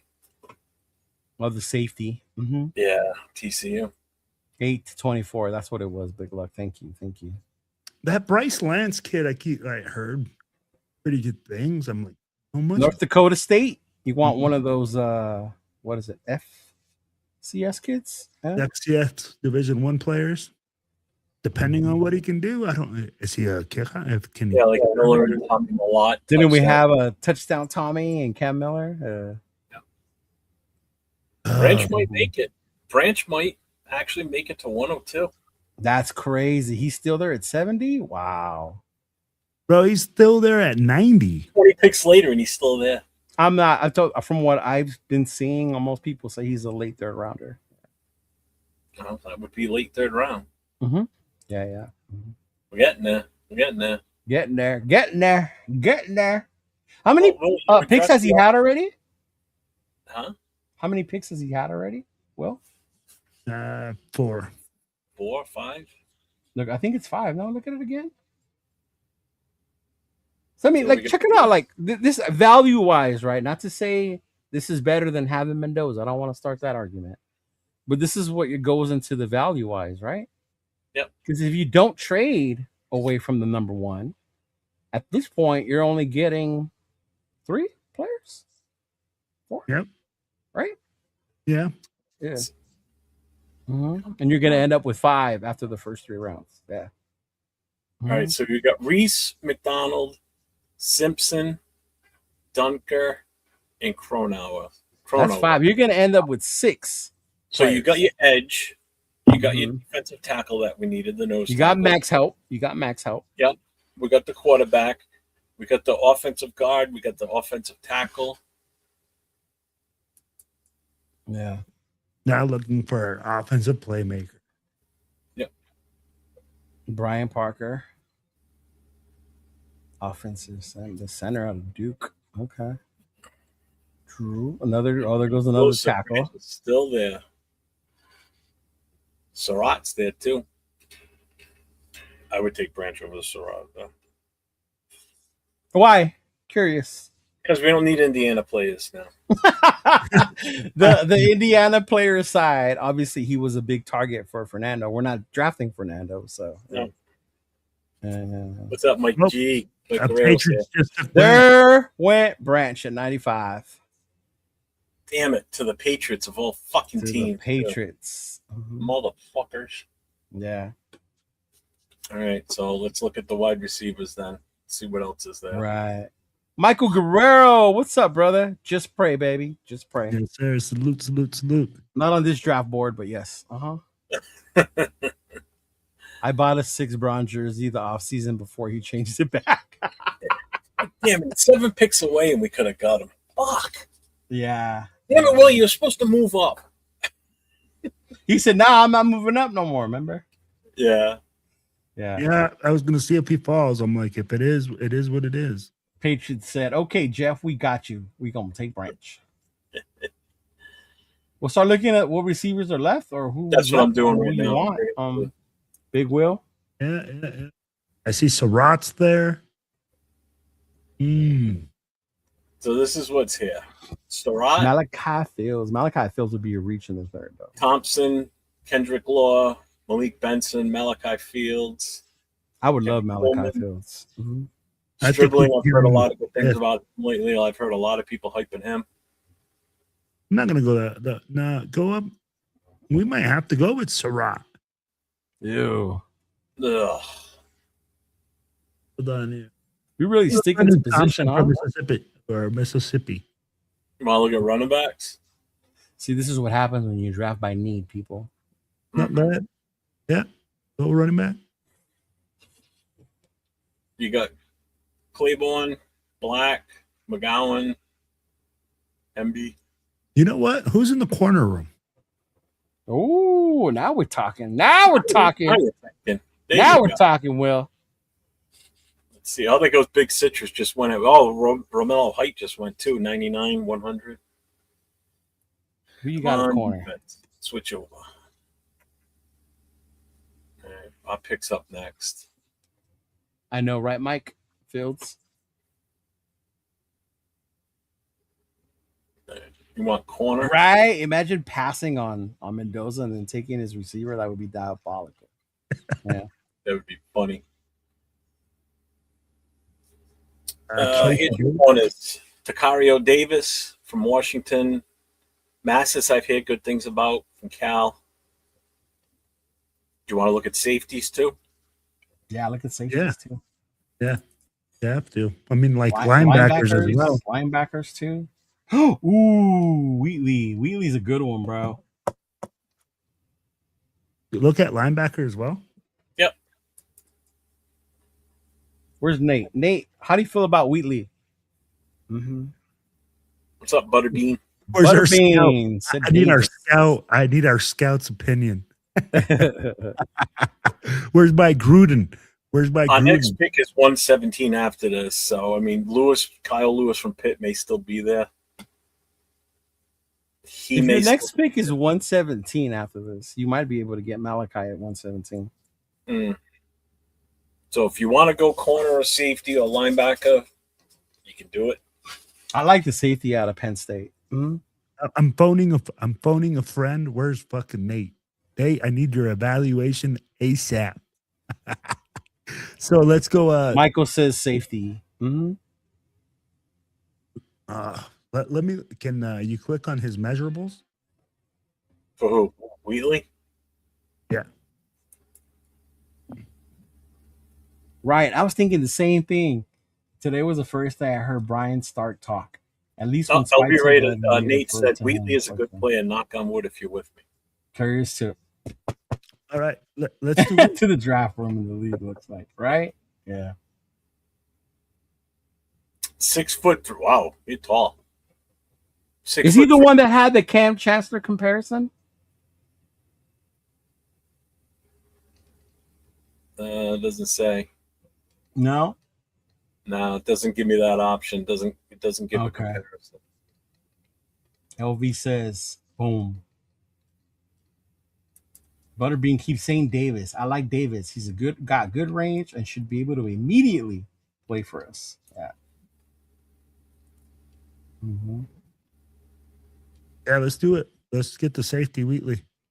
All right. Josh says safety.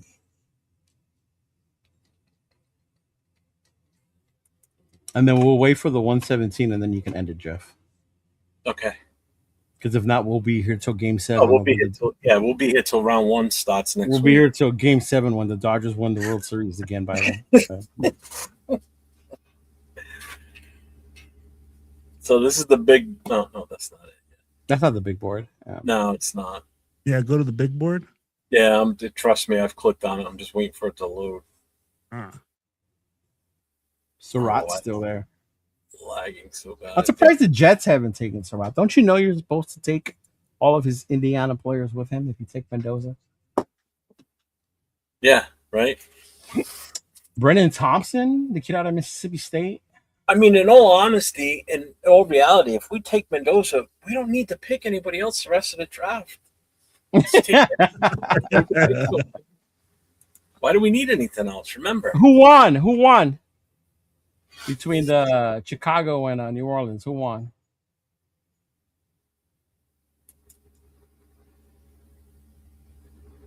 D Mokes, what's going on? No kicker, F-. I told him, bro. If he wanted his Nick Janikowski, he didn't listen. Hey, I'm waiting till the 7th round, bro. Jonathan Taylor, what's going on, brother? Raider Nation is awesome. New Orleans, what's going on, brother? New Orleans won. Thank you. Mm-hmm. Logan Taylor, okay. Jacob Barton. Everybody in the house must be on the internet right now. What the fuck? Right? I've never had to take this long. None of those safeties are third round worthy. I believe we're in the 4th round there, buddy. Fourth round. So, yeah. We're in the 4th. Maybe his internet's lagging. Maybe. Obviously mine is. That's for damn sure. Right. Obviously ours is. Yeah. Tell Don to stop watching porn while you're live, bro. Come on now. I've been asleep for the last 2 hours already. Oh, Ja says Eric Rivers too would be a steal. Yeah. And this would be day 3. Yeah, you're right. We're slowly getting there. Almost. Kyle Lewis had a pick. Takario Davis. Fuck Surratt. Take Thompson. You want a corner, in all honesty? Massis is still here, and so is Takario Davis. Now I was going to say Takario Davis is there, so's Massis. Yeah. If they Malachi should still be there by 117, right?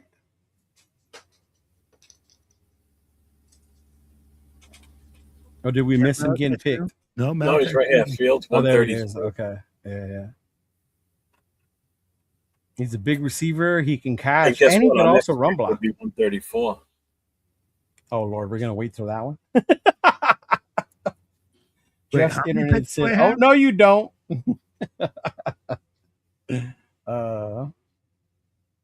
Wait, what round is this again? 4th? 4. We're in 4. This is all my bullets in the 4th round, right? Yes. Yeah. Oh, there goes Thompson, the wide receiver. Look at that. He went before Surratt. That should tell you something. Crazy.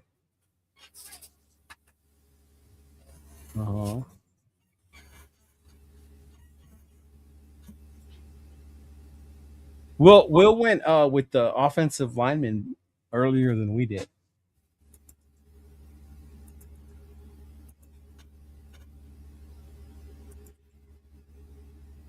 Yeah, Will definitely is looking to help our QB and our run game.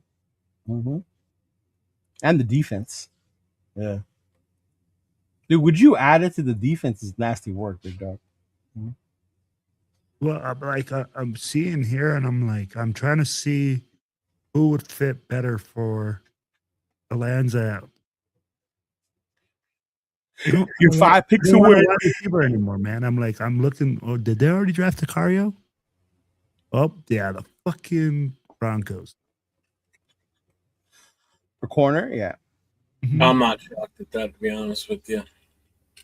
Page. What is that shit, aging one? What green shit they're drinking? Oofa. I don't know. I can't even click on it to close it out. Don't. All kinds of shit's gonna pop up. Oh, I thought you maybe really click on it. Like, no. No, I couldn't get the X. It was off my screen. Oh, okay. Oh my God. Desmond Claiborne out of Wake Forest. What running backs are left, Jeff? Oh, for the love of God, you're really gonna have me go there? I mean, we have 3 picks to wait. Well, Will makes his decision. It's gonna take all 3 picks before it loads up. Did you say the weather was a little crazy? Yeah. Yeah. Oh, think about it. In all honesty, if you look at the team needs, you filled every need except for wide receiver right now. Julian Neal was another cornerback that there goes Massis went to Baltimore. Fuckers. Oh, Julian Neal, Butterbean. I've heard Julian Neal. Here's your running backs. Claiborne from Wake Forest, Keelan Black, McGowan, Singleton, Hemby. Remember, we said no Indiana players. Yeah. Here's the guy you guys took the other day. Where is he? Moss? Oh, wait. Did he go? Oh, there he is, right here. Le'Veon Moss. Yeah, we took him later. You're up now, Will. All right, Wilfredo. Kind All of right, what do the we got? last selection of the Let's day. see here. What do we got on the big board? Big board, big board. Big board. Okay.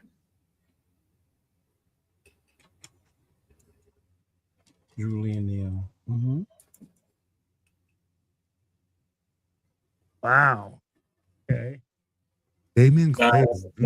Hasn't come through yet. No, those are the running backs, bro. Yeah. Oh, that it still has an update.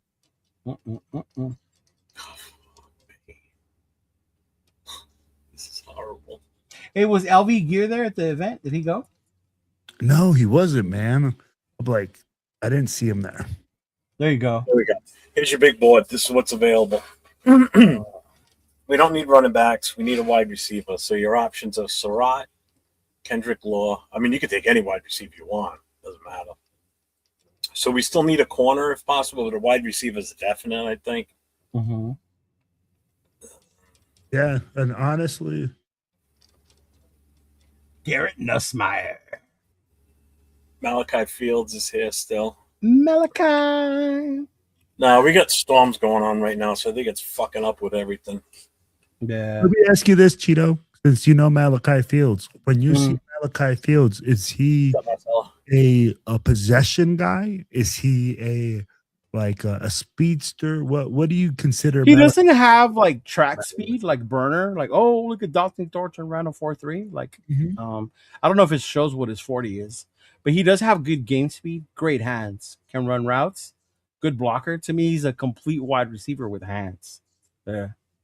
Why is he being evaluated so lowly then? Or so The production, the numbers weren't there. Notre Dame was a 2 running back team system.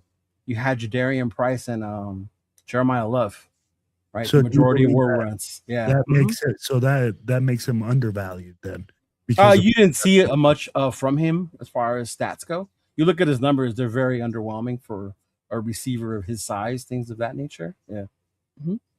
Later, Butterbean. Have a good night, brother.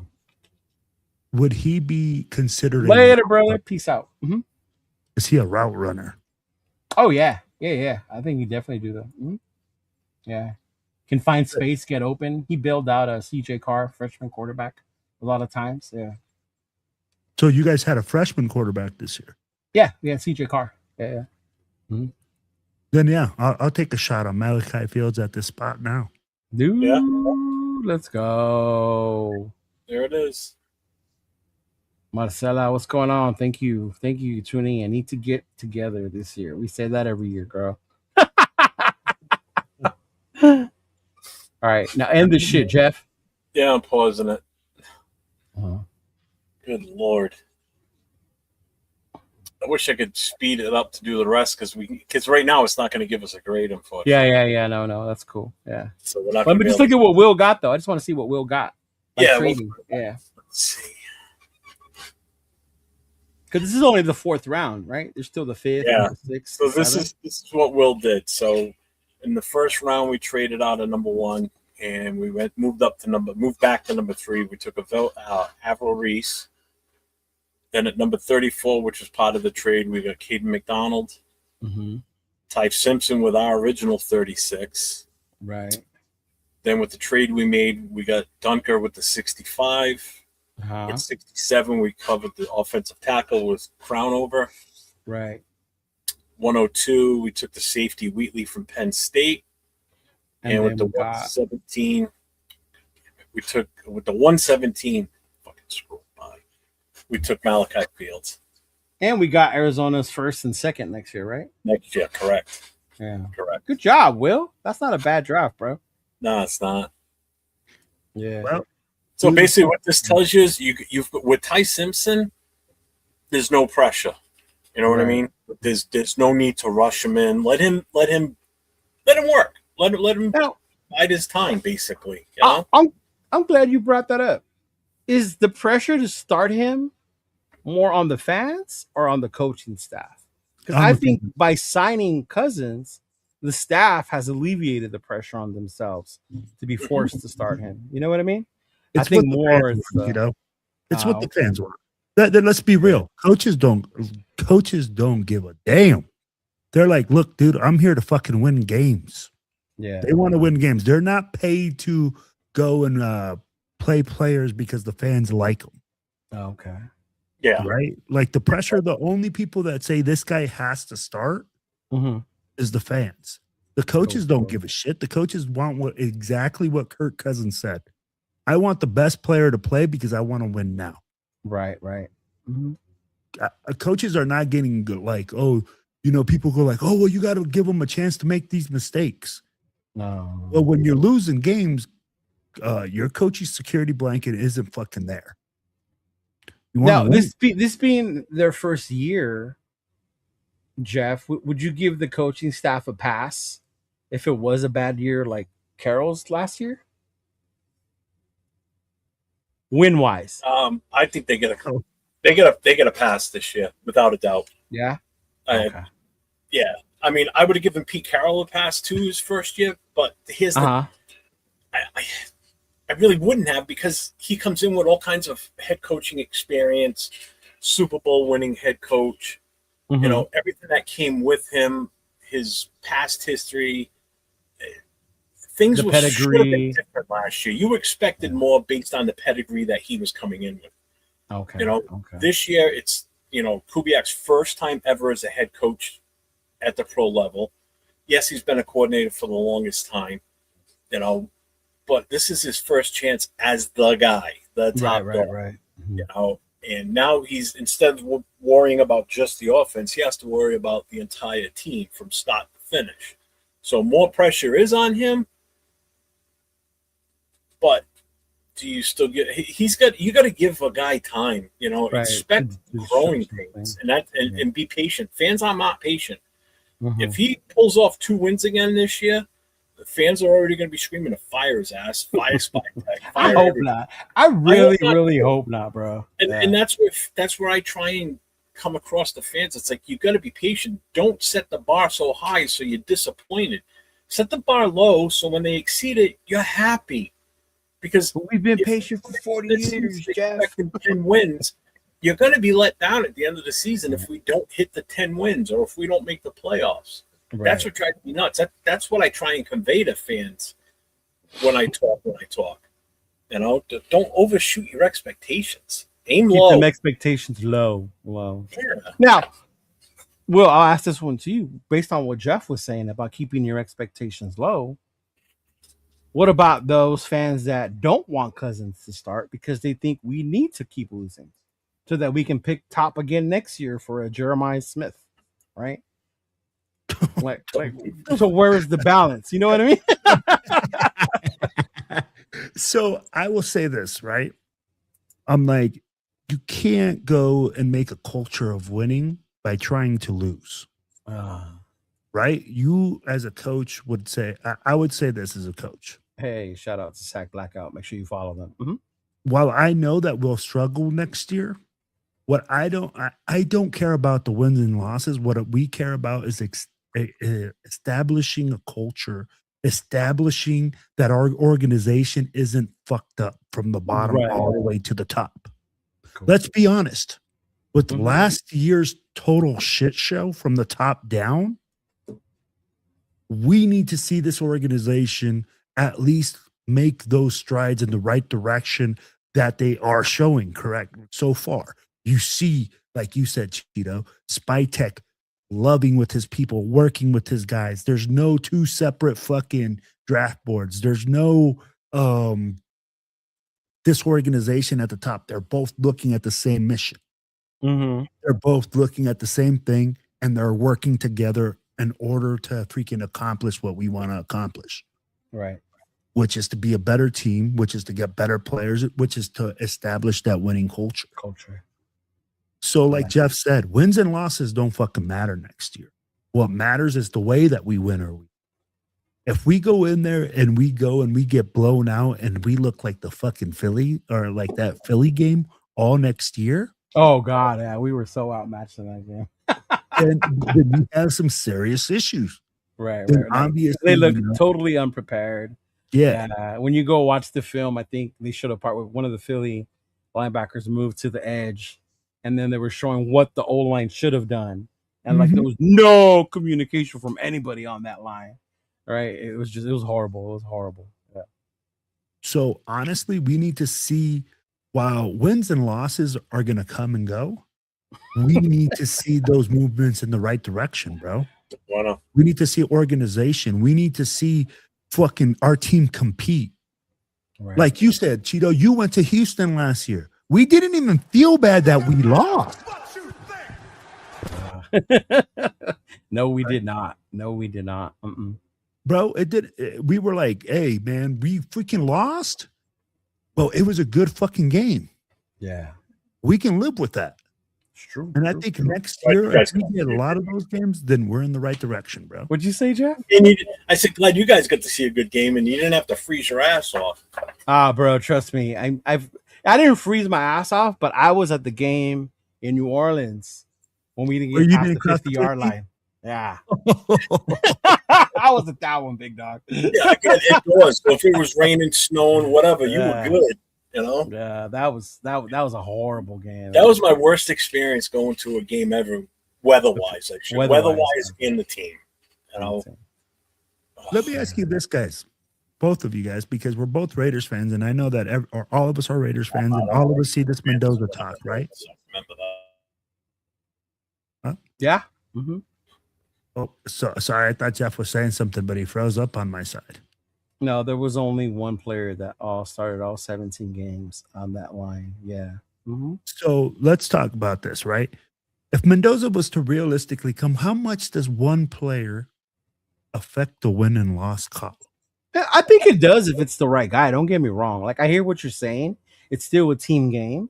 But if you have that one player who can elevate or take the system or the team to the next level, those guys can do it. The prime example, as much as I hate them, is Mahomes.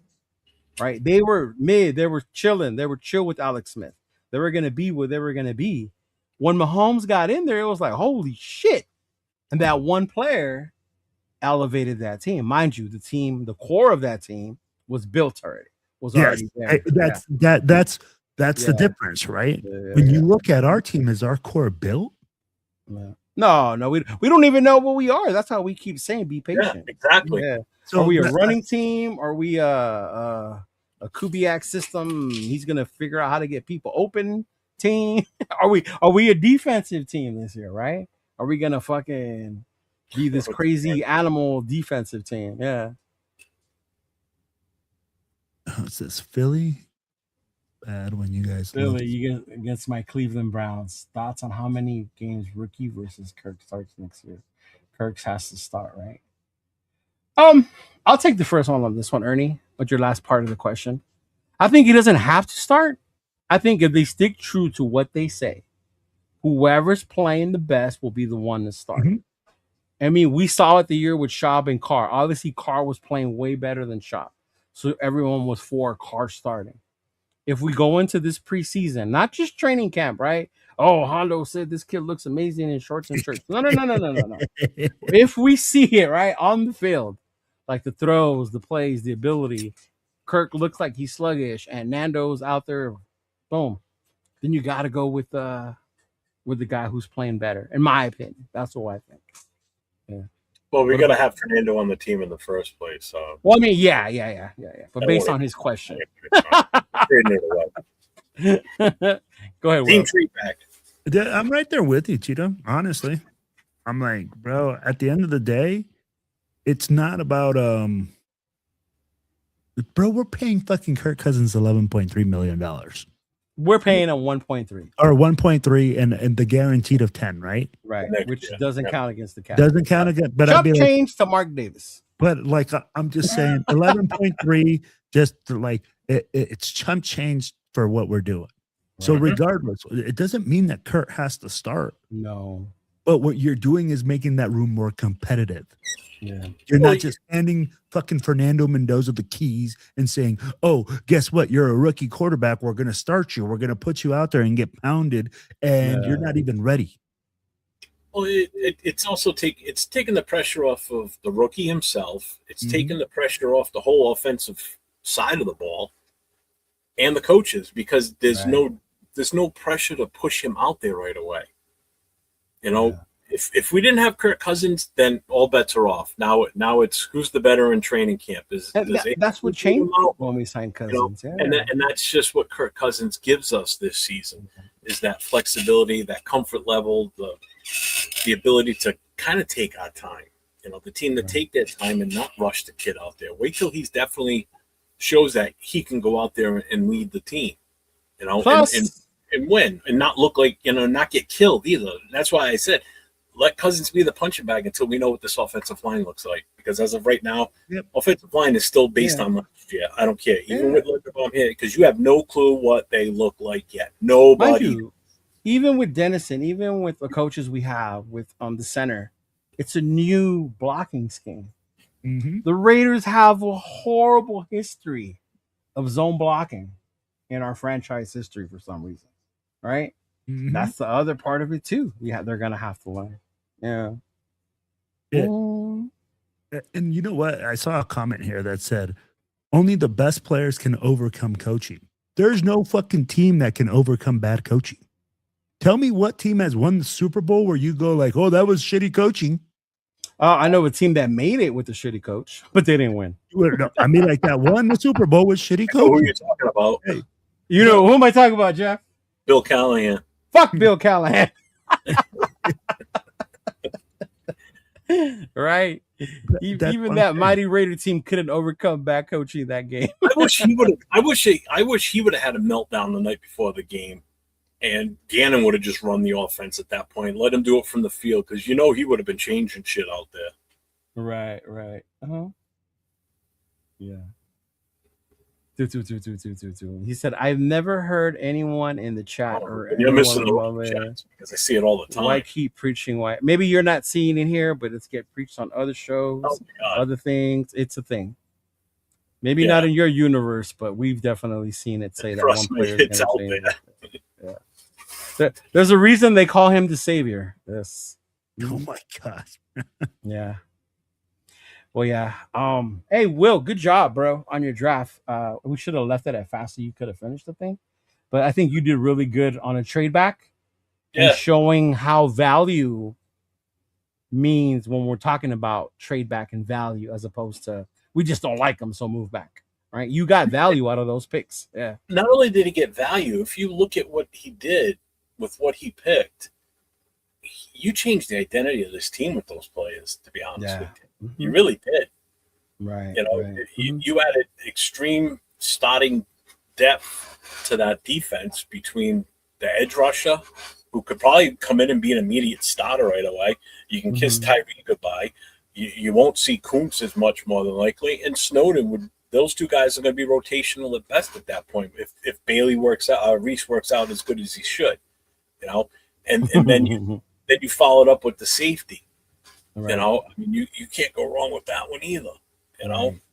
Well, I'll tell you guys this, right? Jeff has brought up Max Crosby being traded and Max Crosby leaving, right?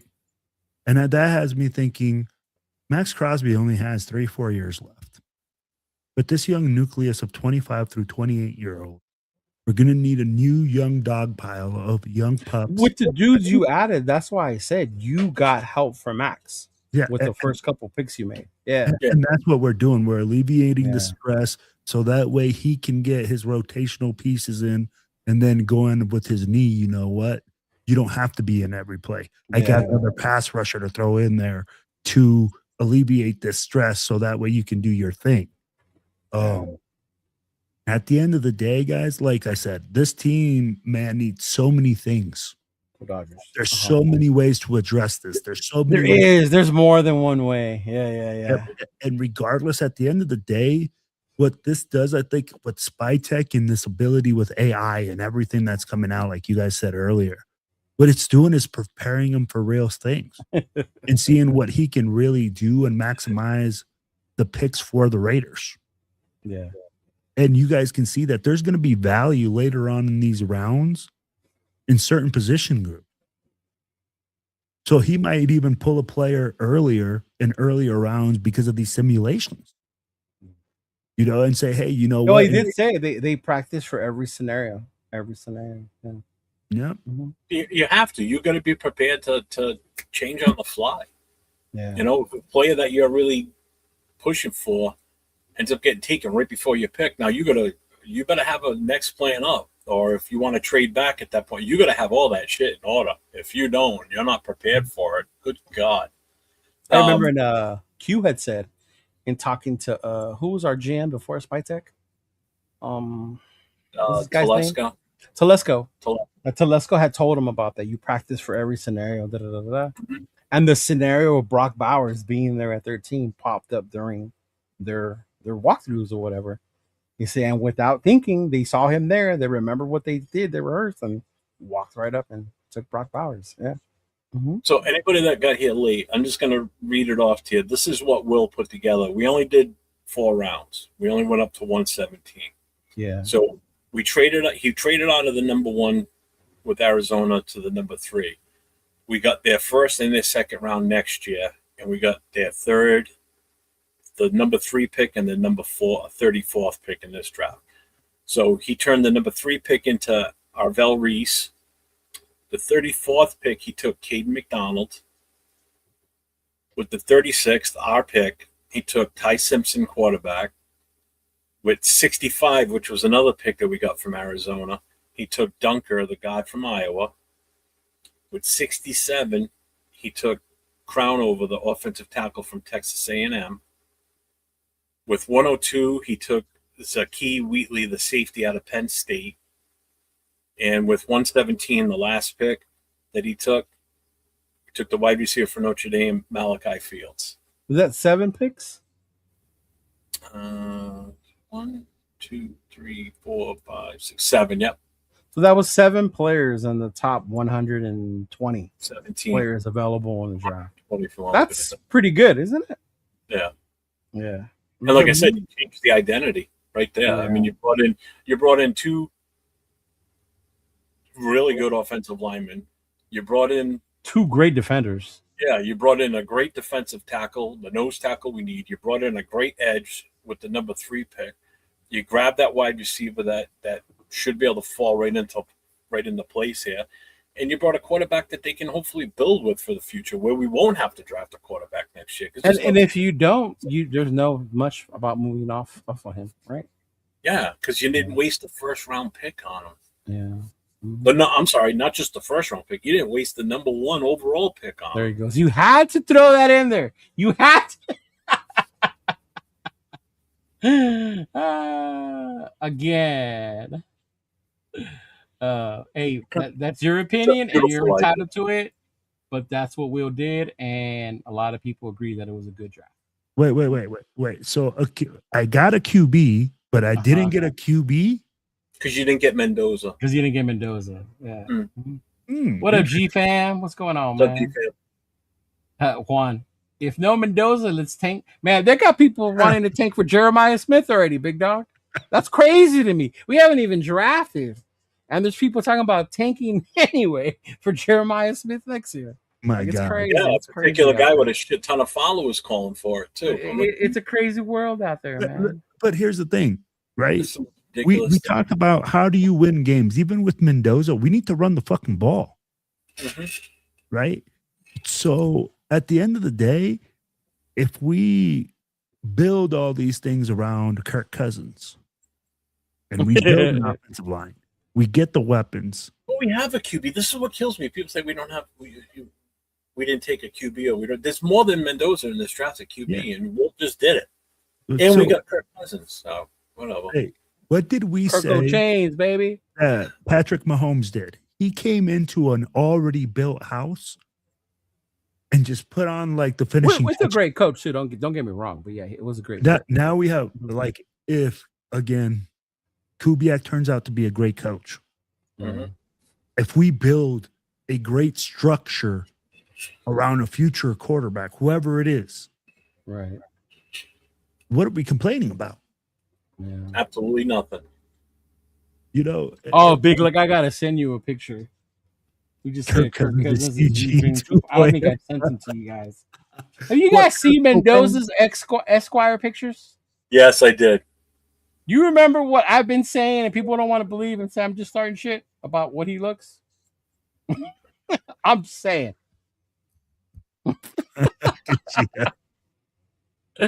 But yeah. Oh, bro. But anyway, Will, good job, brother. I'm glad you had fun.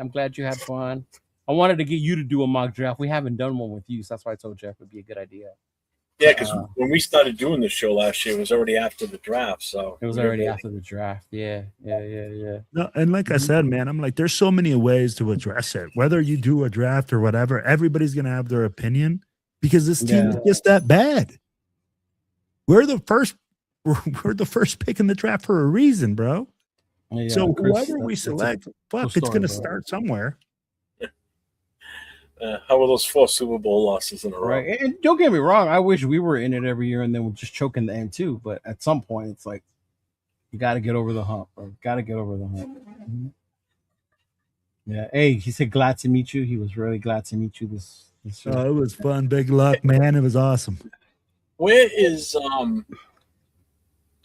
Denton, Texas, in regards to where you guys were? Big I have no idea. Big luck. Where's Denton, bro? Big luck, you will. Yeah, I think he's asking big luck. Yeah.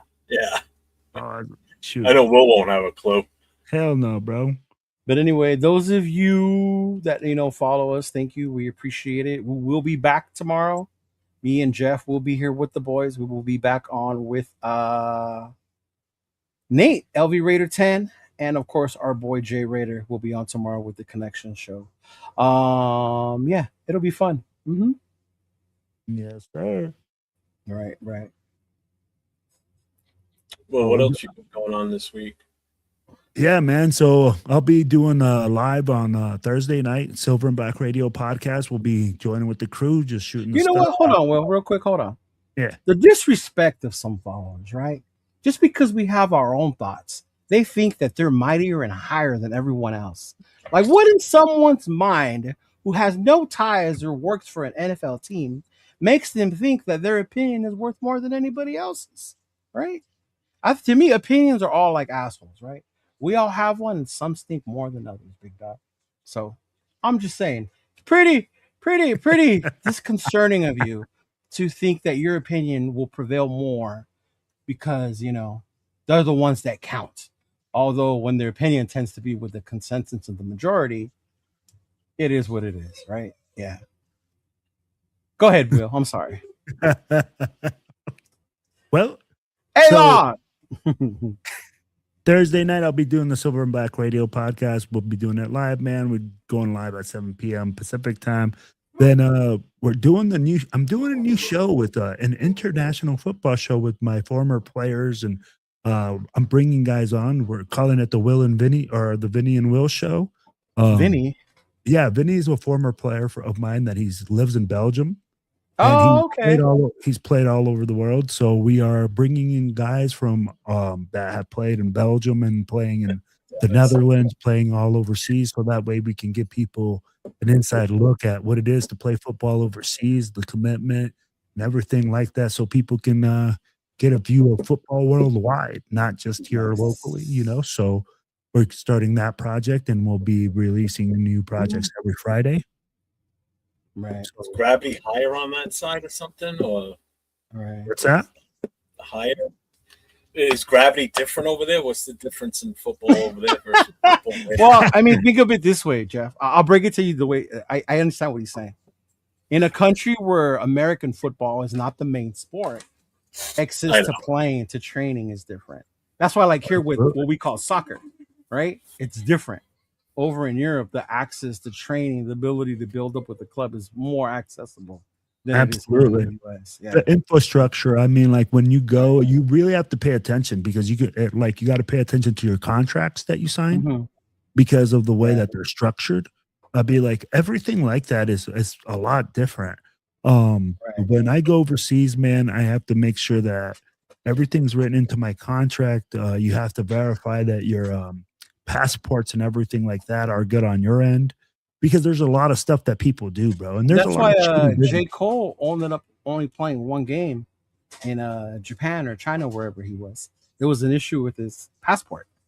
He thought he was going to be there to play 3 games, and was only there. He couldn't get the extension done, all that shit. He had to come back after 1 game. Yeah. That's crazy. Yeah, man, there's more to it. And then when you get Division 1 players playing with your neighborhood barber, kind of stuff. Yeah. No, that's only the toilet water, bro. That's only the toilet water. So, Will, you're our own Ted Lasso here, then. Oh my God, not Ted Lasso. Ted Lasso. Yeah. I love that show, man. Oh, I never subscribed to Apple TV. But when Ted Lasso was on, bro, I loved watching that shit. I'm glad my daughter had hit Apple TV, so I was like, this is great. I'm watching this shit. I binge watched it. I love it. Oh my God, hold on. What's Ted Lasso, man? I'm hold on. For somebody who complains about being disrespected, you sure as hell love calling people out of their names, bro. I not once called you anything out of your name other than money check. But you love to play the victim, but it's cool. I'm just letting you know you want to continue. We appreciate your questions, your comments, your opinions, but don't be disrespectful. I'm not disrespectful. Don't be disrespectful. All right? That's all I'm saying. Continue, Will. What's Ted Lasso? That's what I want. Ted Lasso is a great show, bro. It's about this American guy who gets hired to coach a club in Europe. It's in England. In England. And basically, he's bringing like our thought processes and all that stuff, right? And it's just that's exactly how it is. Yeah. I mean, and I was. But Ted Lasso's hilarious, though. Just letting you know. Yeah, I'm not funny. I'm not funny. Well, here's the thing with Ted Lasso. Here in the United States, he's a football coach. When he goes over there, he's a football coach, but he's coaching soccer, a sport that he's never coached before. No. They bring him over because of how well he did as the coach here in the United States. Yeah. But they were kind of bringing him over to hopefully do shitty, around and just turn the team around, and they were just awesome. It's a great show. Right. It's a great show, bro. It's fucking hilarious. He even brings his assistant with him, who's even funnier too, that, bro. Yeah, you gotta watch it. It's a good show. Yeah. I'm gonna say something nice. Like you have to have a passion, bro, when you go overseas because you don't get paid as much as like everybody expects. So I'm like, the passion has to be there, and the culture is cool, man. I'm like, seeing the world, man. What a fucking blessing, bro. I'm like, at the end of the day, bro, like I can't complain.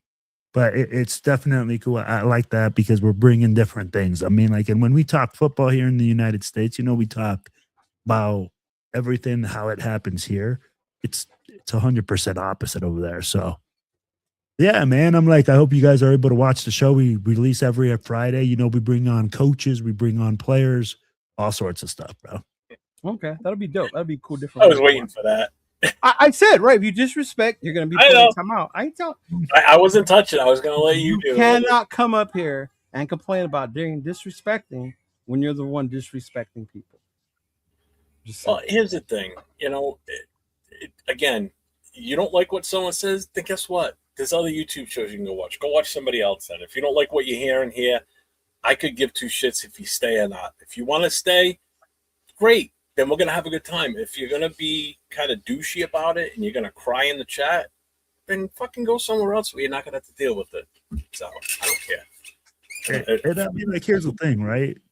I don't be. Something to say, get on a fucking mic and get yourself a little fucking cheap ass camera, turn your computer on just like you just did the comment, and fucking start your own YouTube channel. Yeah. It's only an opinion. Yeah, I'm like, exactly. I'm not saying hey, this is the way it's got to be. It's funny to me. I have to say.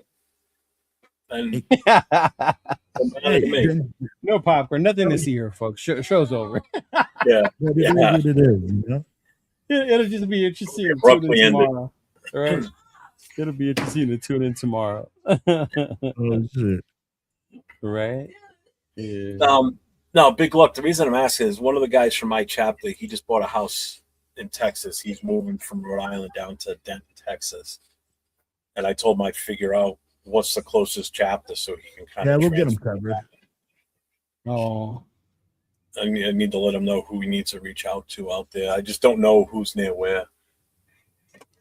This panel don't want me to start a channel. Yeah, I do, bro. Do it. Yeah, go for it, man. People think you're the craziest person, man. Living in Texas, but loves the Dodgers and the Lakers. Yeah. Bro, and his wife is so fucking nice, bro. I don't know how she puts up with Big Luck. Wow. She's so nice, bro. Denton is nice. He said Denton is nice. What chapter is the closest? Well, what's the closest chapter from there? Big Love. He had said it was close to north of Arlington. He said Arlington. I don't know the chapters over there without looking. Well, I figure Will would know.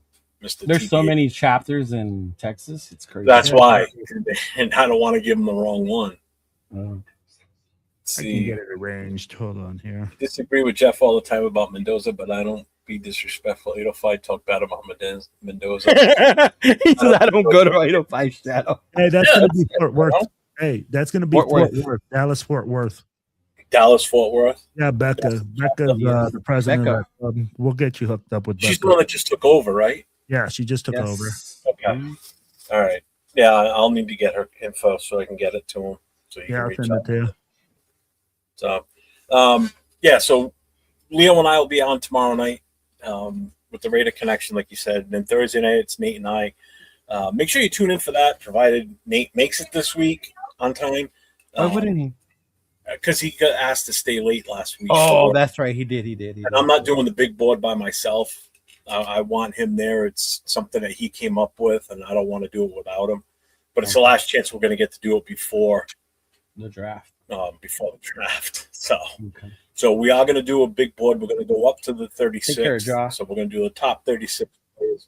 We're going to rank them by skill level, position, a true ranking. Not going to rank them based on what the Raiders need. We're going to rank it as number one. It will be. I guarantee it. Probably. Mendoza won't be number one because he's whatever. I'll get into it anymore. And then Friday night, my no huddle, which is open to all fans of all 32 teams. So anybody in here that's a fan of another team in the NFL, check in on my channel on Friday night, 9:00 Eastern, 6:00 Pacific. It's an open live call-in show, and I talk about all NFL teams, not just the Raiders.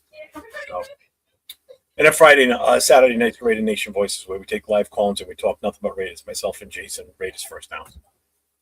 So I'm good. You guys done? Yeah. Good job. Well, proud of you. Let's fucking go Raiders, bitch. Everybody stay safe. Go Raiders.